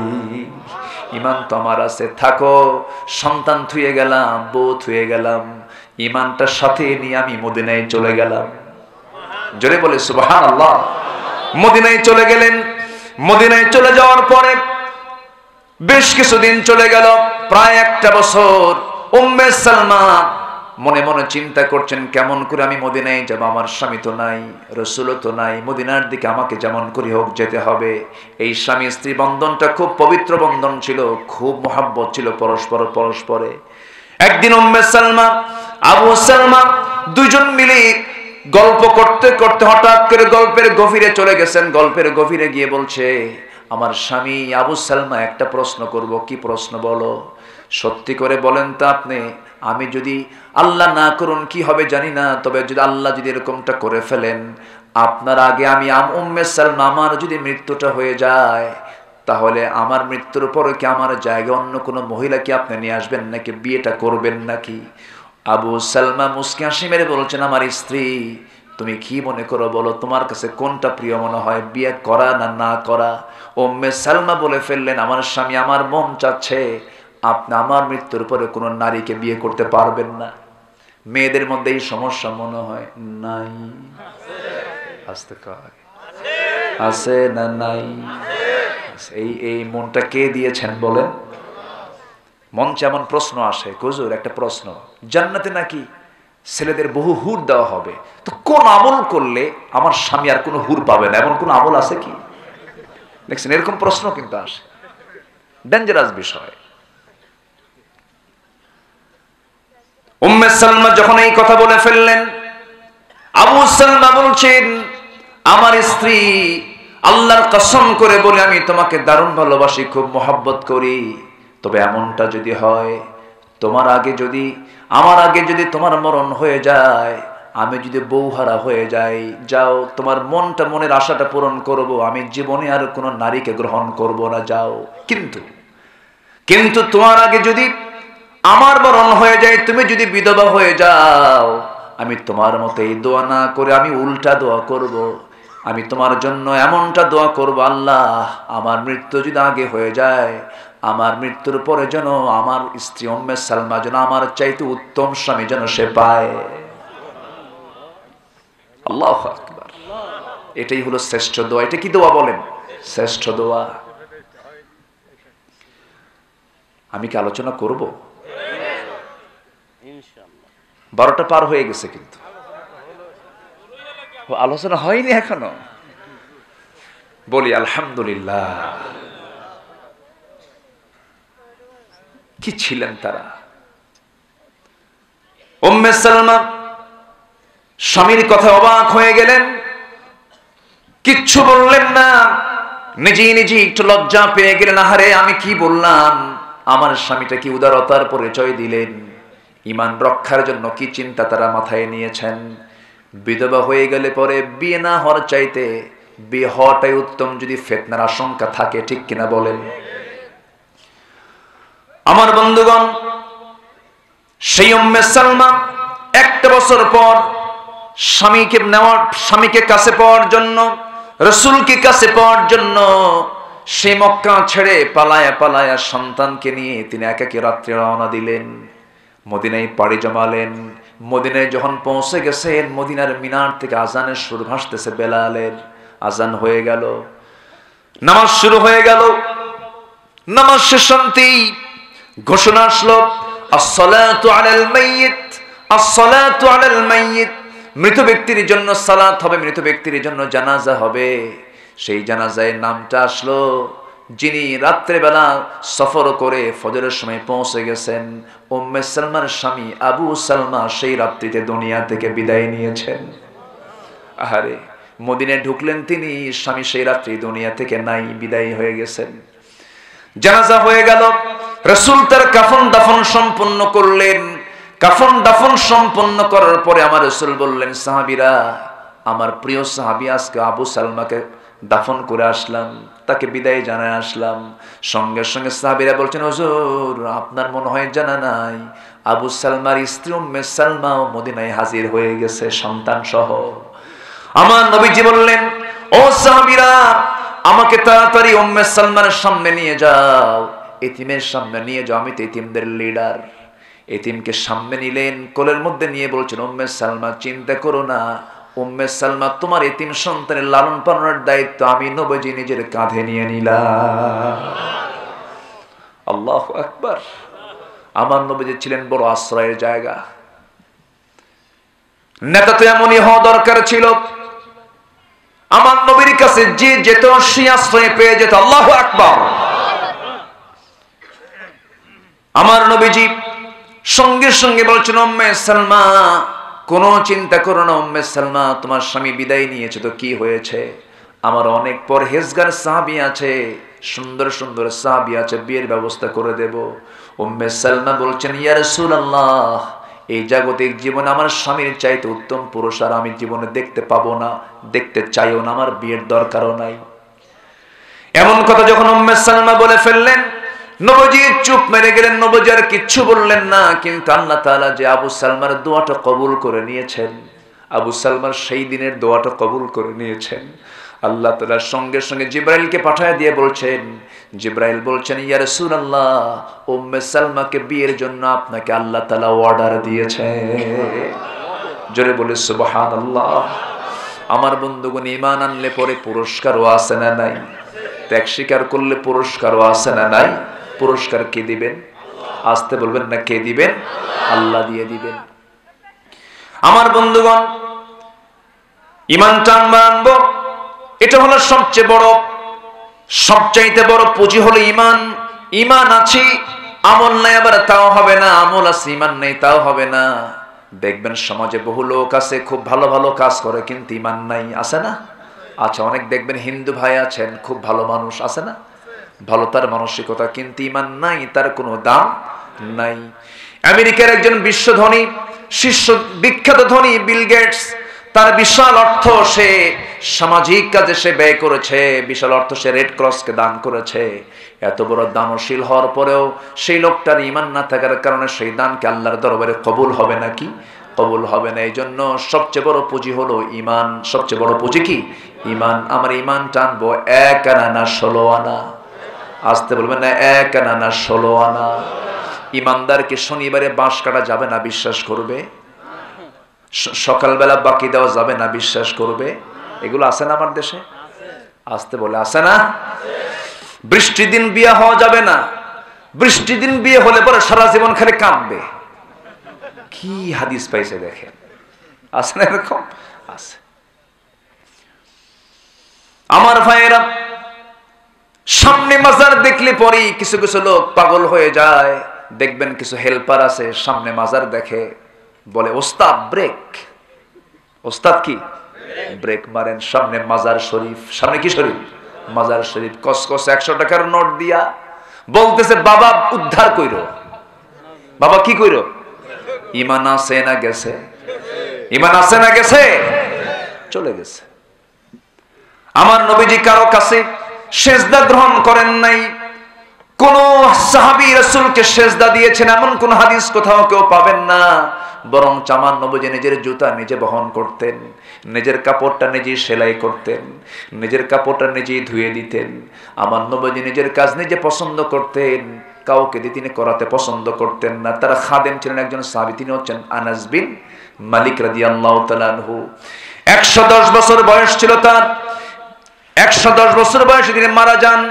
নবীর খেদমতে তিনি 10 বছর বয়সে নবীর সামনে তিনি হাজির হন। তার মা উম্মে সুলাইম এসে বলছেন, ইয়া রাসূলুল্লাহি, মদিনার আনসার সাহাবীরা আপনাকে কেউ খেজুর বাগান দিয়ে গেল, কেউ উট দিয়ে গেল, কত কি দিয়ে গেল। আমি উম্মে সুলাইম কিছুই দিতে পারলাম না, আমার সন্তানকে দিয়ে গেলাম, আপনি যা ইচ্ছা তাই করে নিয়েন। জোরকান সুবহানাল্লাহ। আমার নবীর খেদমতে দিয়ে গেলেন। আনাস বিন মালিক তার নিজের হাদিসে বর্ণনা করেছেন, আমি নবীর সঙ্গে 10 বছর খেদমতে ছিলাম। 10 বছর বয়স থেকে 20 বছর পর্যন্ত আমার মোজদারি তেমন ওঠে নাই। এই 10 বছর আমার নবী আমাকে কোনোদিন একটা গ্লাস পর্যন্ত আমাকে আনতে বলেন নাই। আল্লাহু আকবার বলেন, জোরে কোন আল্লাহু আকবার। যদি না আনতে বলেন তাহলে খেদমতকে আনাস করেছেন না খেদমত রাসূল করেছেন? রাসূলই করেছেন। নবীজি কাউকে যখন দেখতেন কেউ তার সম্মানে দাঁড়ায় গেছে বসে দিতেন। আমার নবীজি যুবকদেরকে খুব দাম দিতেন। নবীজি একদিন আলোচনা করছেন, এমন সময় একজন যুবক সামনে দাঁড়ায় আছে, বসার জায়গা পায় না। বসার জায়গা না পেয়ে আমার রাসূল নিজের গায়ের চাদরটা তার দিকে ফিকা মারলেন, বললেন, ও সাহাবী, আমার গায়ের চাদরটা দিলাম তোমাকে, আমার চাদরের উপরে সুন্দর করে বসে যাও। জোরে বলেন সুবহানাল্লাহ।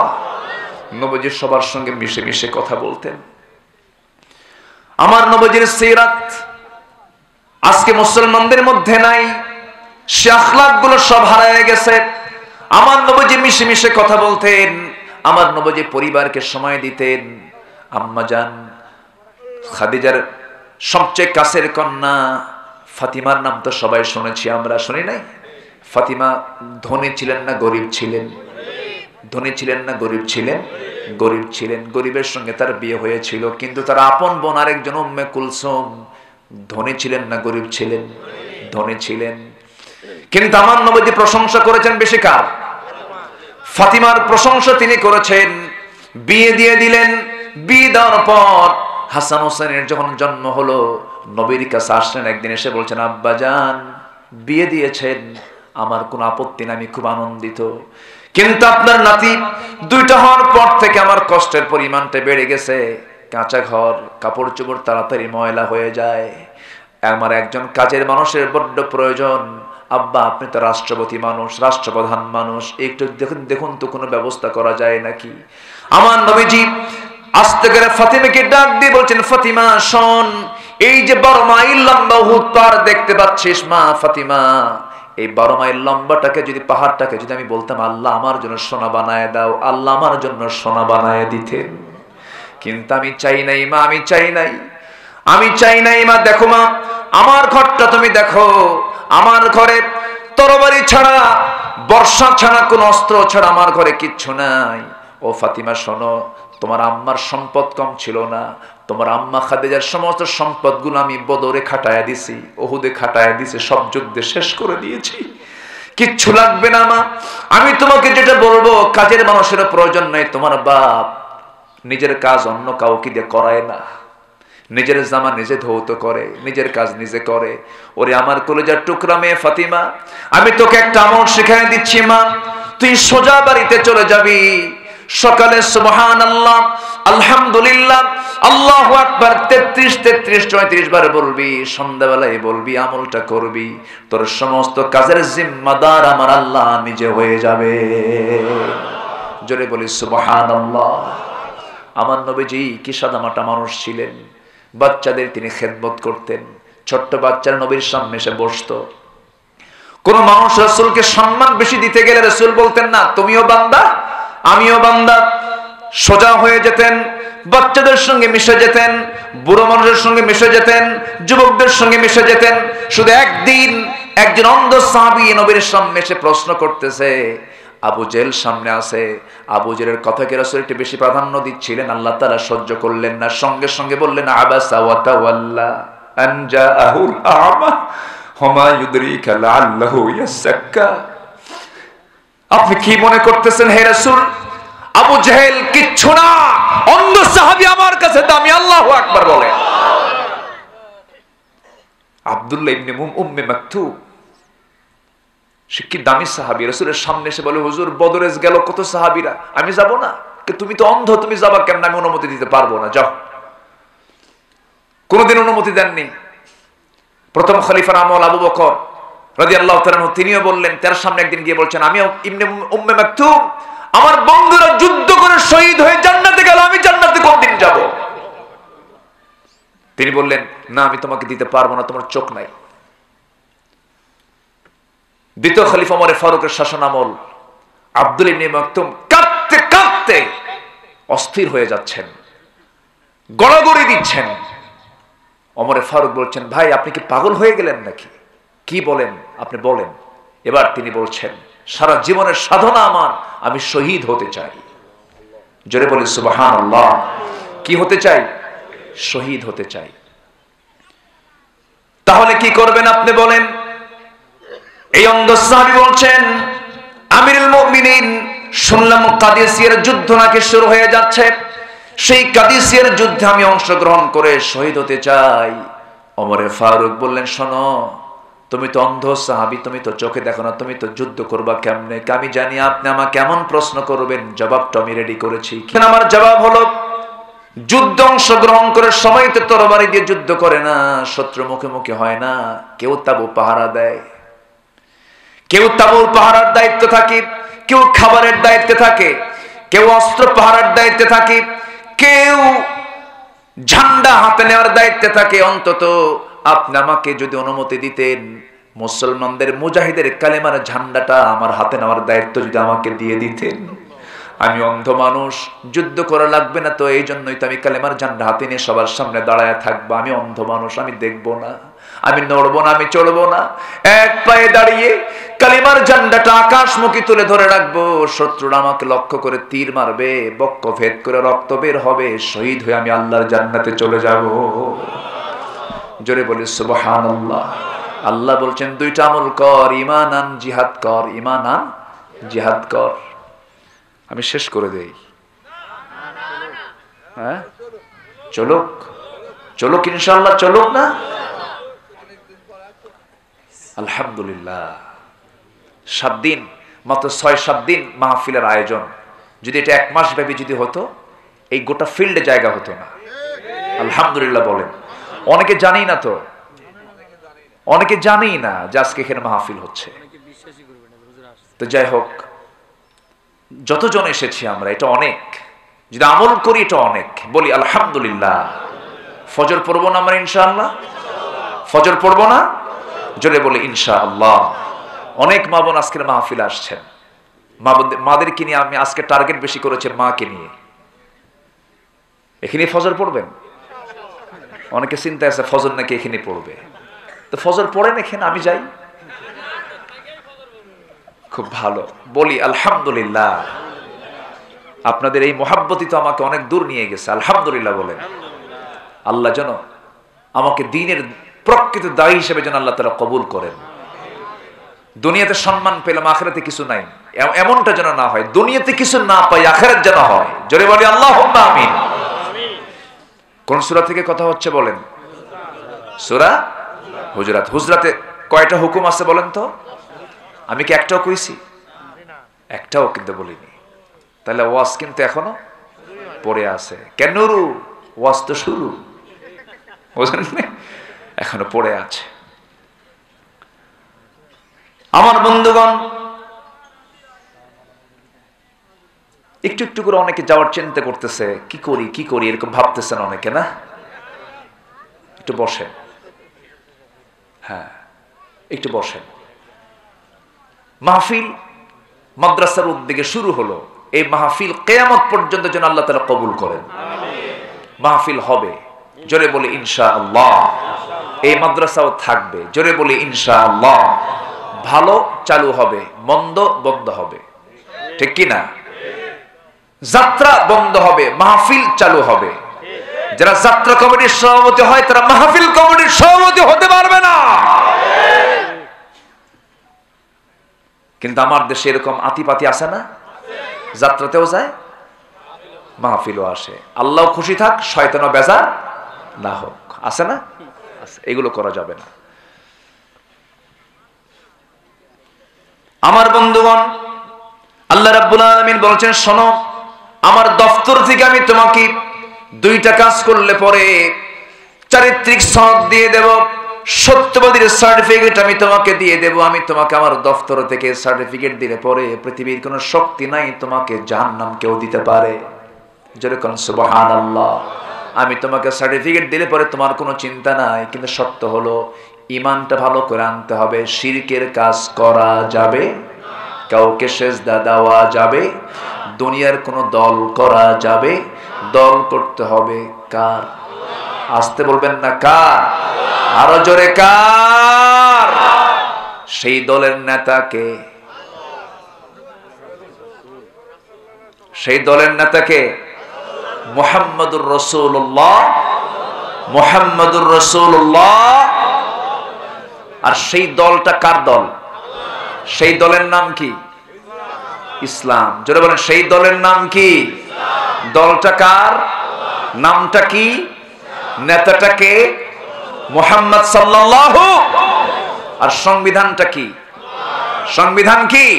কোরআন। তাহলে আল্লাহ আমার রব, আমার আইনদাতা, রাসূল হচ্ছেন আমার লিডার, ইসলাম হচ্ছে আমার দল, কোরআন হচ্ছে আমার সংবিধান। এই চার কথার ভিতরে যদি কেউ কোনো কথা ঢুকাতে চায়, জিহবা টেনে ছিড়ব আমরা। এই ক্ষেত্রে কোনো আপোষ করা যাবে? আপোষ করা যাবে? কারণ কবরে দল নিয়ে প্রশ্ন আছে না নাই? কবরে নেতা নিয়ে প্রশ্ন আছে না নাই?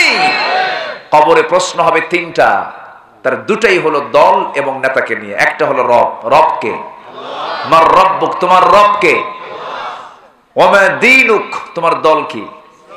আরো জোরে, তোমার দল কি? আর ওমান হাদার রাজুল, তোমার নেতাকে, এই লোকটাকে মুহাম্মদ সাল্লাল্লাহু। সারা জীবন মানুষের অন্য মানুষকে নেতা বানায়া মরার পরে ওয়া আলা মিল্লাতি রাসূলিল্লাহ বলবেন, এর মতো প্রহসন আর কিছু হতে পারে না। ঠিক কি না? দল করে যেতে হবে কার? যে ব্যক্তি আল্লাহর দল না করে মরে, তার মৃত্যু হলো জাহেলিয়াতের মৃত্যু। কথা ক্লিয়ার? কথা ক্লিয়ার? কথা ক্লিয়ার? ফজর পড়বেন কারা কারা? হাত তোলেন। ফজর পড়বেন কারা কারা? চিৎকার মেরে বলি ইয়া আল্লাহ।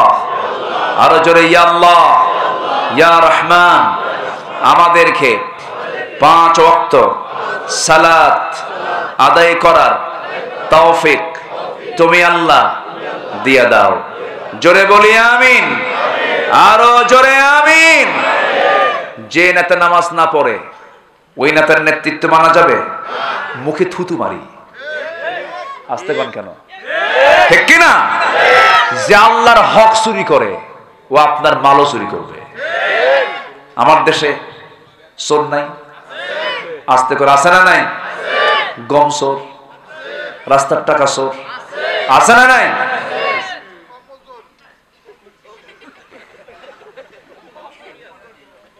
আজকে 30 তারিখ, আগামীকাল হলো 31 তারিখ। 31শে ডিসেম্বর 31st নাইট।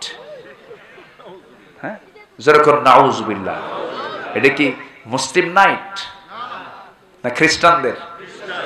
খ্রিস্টানরা এই দিনটা পালন করে আকাম কুকাম কইরা। ওই রাতের জন্য এমনও দেশ আছে, মেয়েরা গোটা শরীরে 1 ইঞ্চি কাপড়ও রাখে না।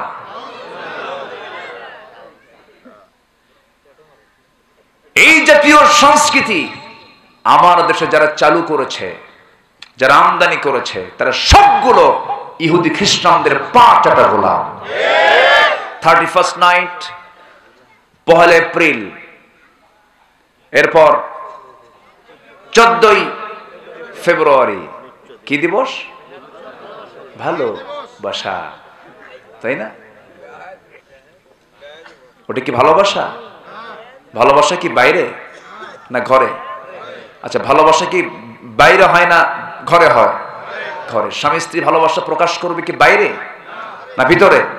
এখন ভালোবাসা কোথায়? বাইরে। বিয়ের আগে ভালোবাসা শেষ। বিয়ের আগে সব ভালোবাসা শেষ। বিয়ের পরে তার ভালোবাসা থাকে না, তখন কিলে কিলি, তখন কি হয়? কিলে কিলে হয়। এই জন্য যুবকরা এগুলো করো না। আজকের মাহফিলে যুবকরাই বেশি, আলহামদুলিল্লাহ। 31st নাইটে যাবা না, 14ই ফেব্রুয়ারি পালন করবা না, 1 এপ্রিল বোকা দিবস এটা পালন করবা না। এগুলো সব ইতিহাসগুলো ঘেটে দেখো। লম্বা সময় তো সময় নাই, হয়তো সময় থাকলে বিস্তারিত বলতে পারতাম। শুধু এতটুকু বলবো, এগুলো মুসলমানদের কোনো দিবস নয়। মুসলমানদের দিবস হলো ঈদুল ফিতর, মুসলমানদের দিবস হলো ঈদুল আজহা, মুসলমানদের মাস হলো রমজান মাস,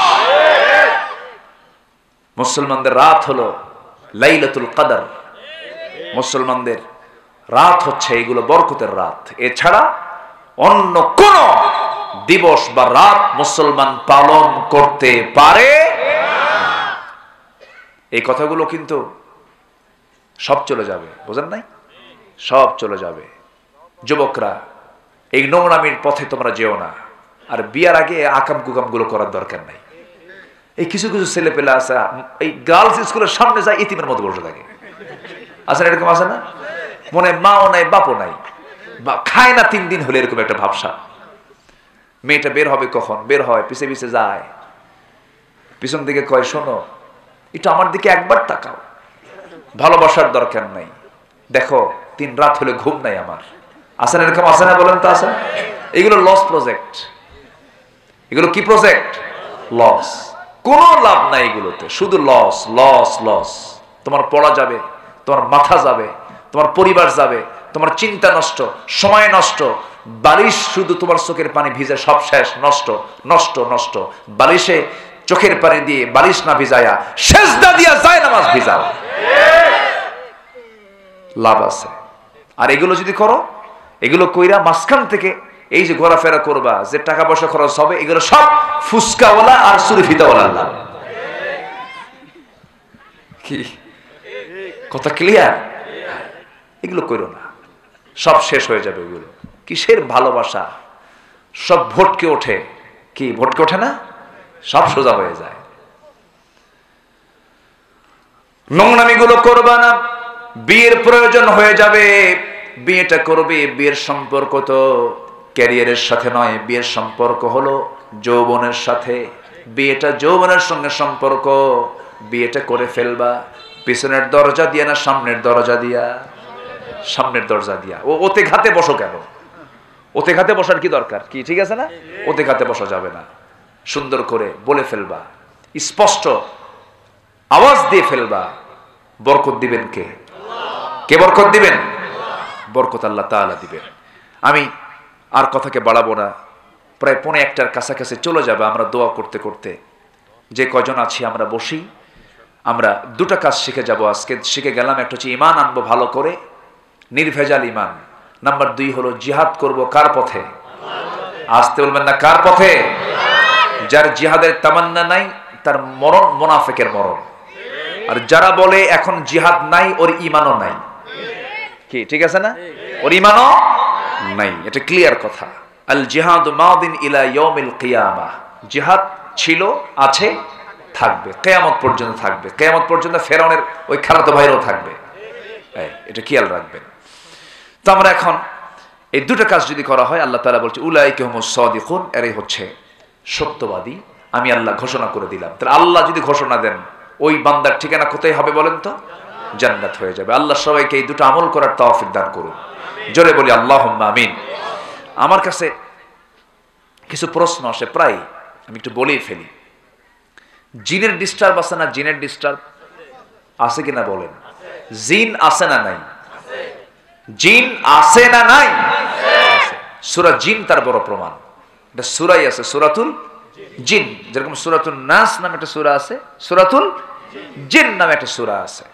তো জিন ওর কিছু প্রিয় জায়গা আছে। জিন ডিস্টার্ব করার কিছু কারণ থাকে, প্রায় এই কথাগুলো আসে। তো জিনের কিছু ডিস্টার্ব করার কিছু কারণ থাকে। এদের প্রিয় 5টা জায়গা আছে, ওরা 5 জায়গায় বসবাস করে। 1 নম্বর হলো অব্যবহৃত বিছানা। যে বিছানাটা পাড়া আছে ঠিক কিন্তু ব্যবহার হয় না, ওই বিছানায় কে থাকে? জিন থাকে। নাম্বার 2 হলো হাম্মাম, যেখানে আপনি শৌচকার্য করতে যান। এটাকে এখন তো আমাদের বেডরুমের সঙ্গে লাগানো আছে।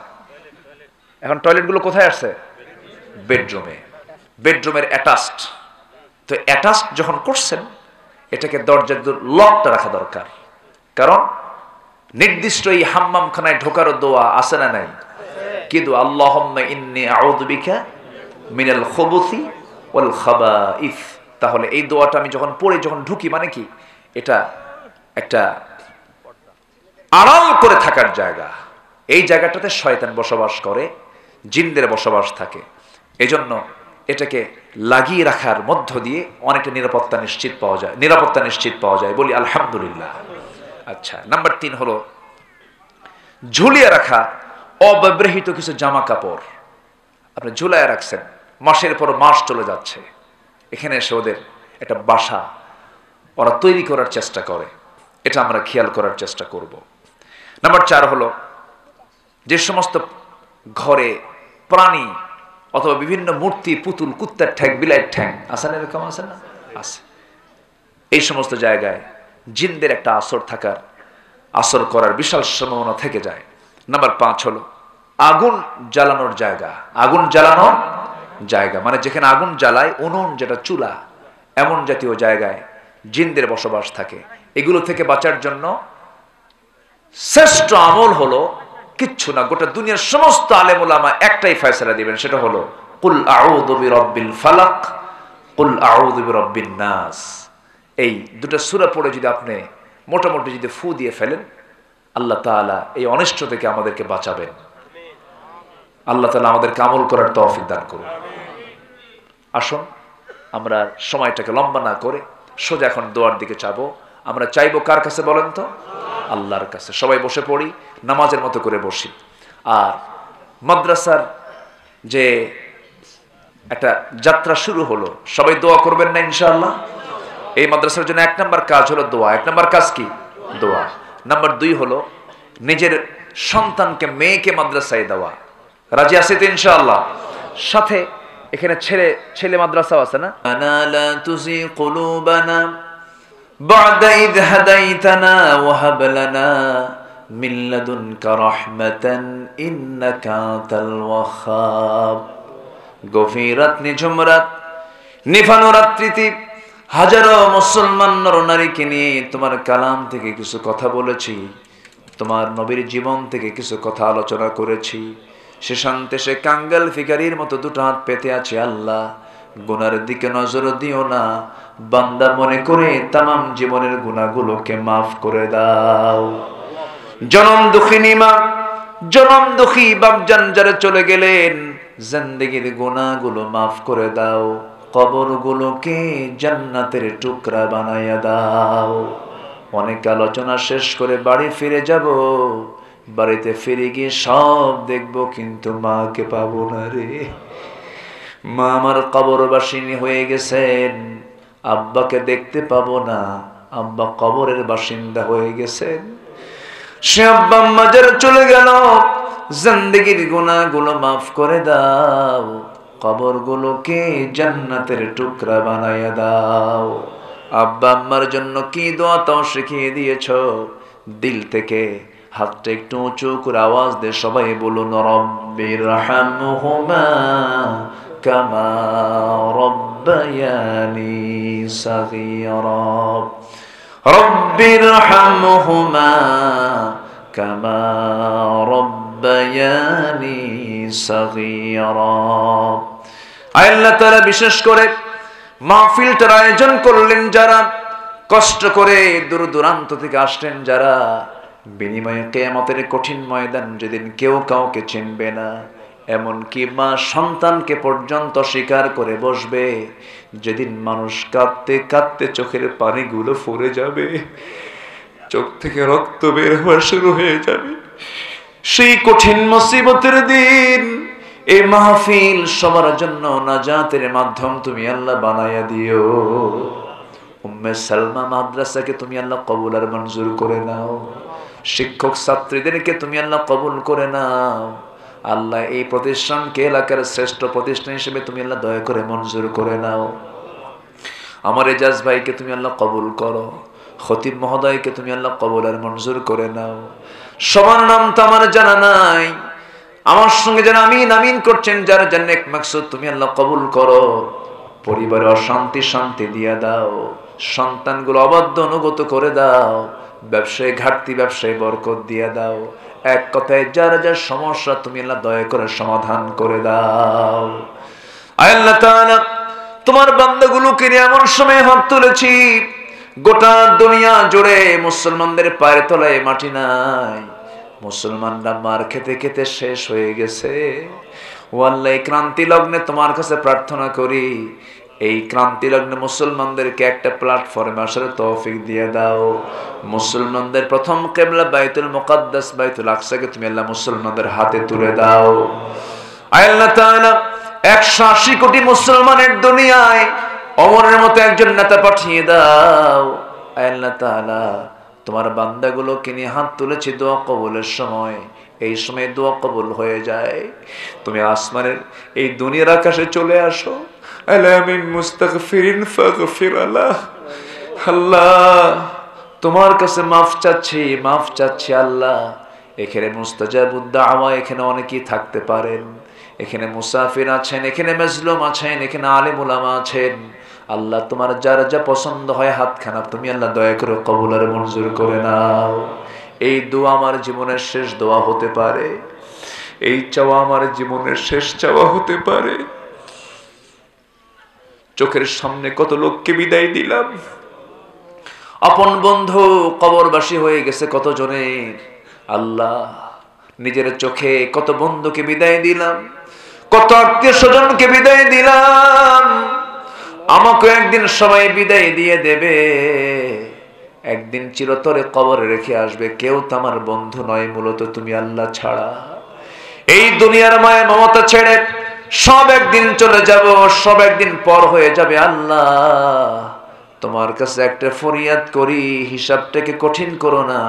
আল্লাহুম্মা হাসিবনি হিসাবান ইয়াসিরা, ইয়া মুকাল্লিবাল কুলুব সাব্বিত কলবি আলা দীনিক। اللهم إني أعوذ بك من الهم والحزن والعجز والكسل والجبن والبخل وضلع الدين وغلبة الرجال। আয় আল্লাহ তাআলা, তোমার অনেক পছন্দের বান্দাগুলো মরমতুরে জীবন যাপন করছে, কারা নির্যাতিত হয়ে আছে। আল্লাহ, তোমার কাছে ফরিয়াদ করি, গোটা দুনিয়া জুড়ে যে সমস্ত আলেম ওলামারা আজকে মরমতুরে জীবন যাপন করছেন, তাদেরকে মুক্ত আকাশে বাতাসে চলার তৌফিক তুমি আল্লাহ দিয়ে দাও। আয় আল্লাহ তাআলা, এই পৃথিবীতে আসার তো সিরিয়াল ছিল, যাওয়ার তো কোনো সিরিয়াল থাকে না।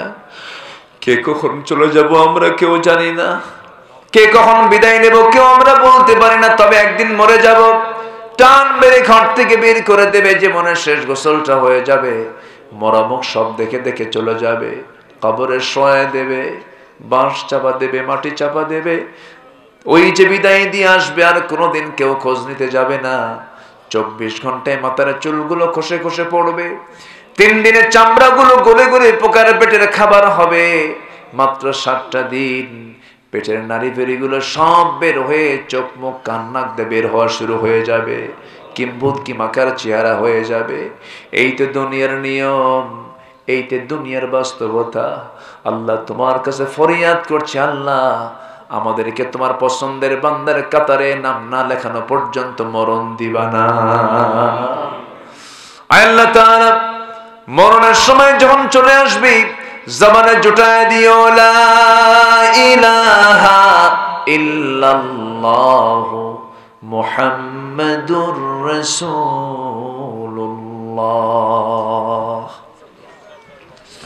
আসসালামু আলাইকুম ওয়া রাহমাতুল্লাহ।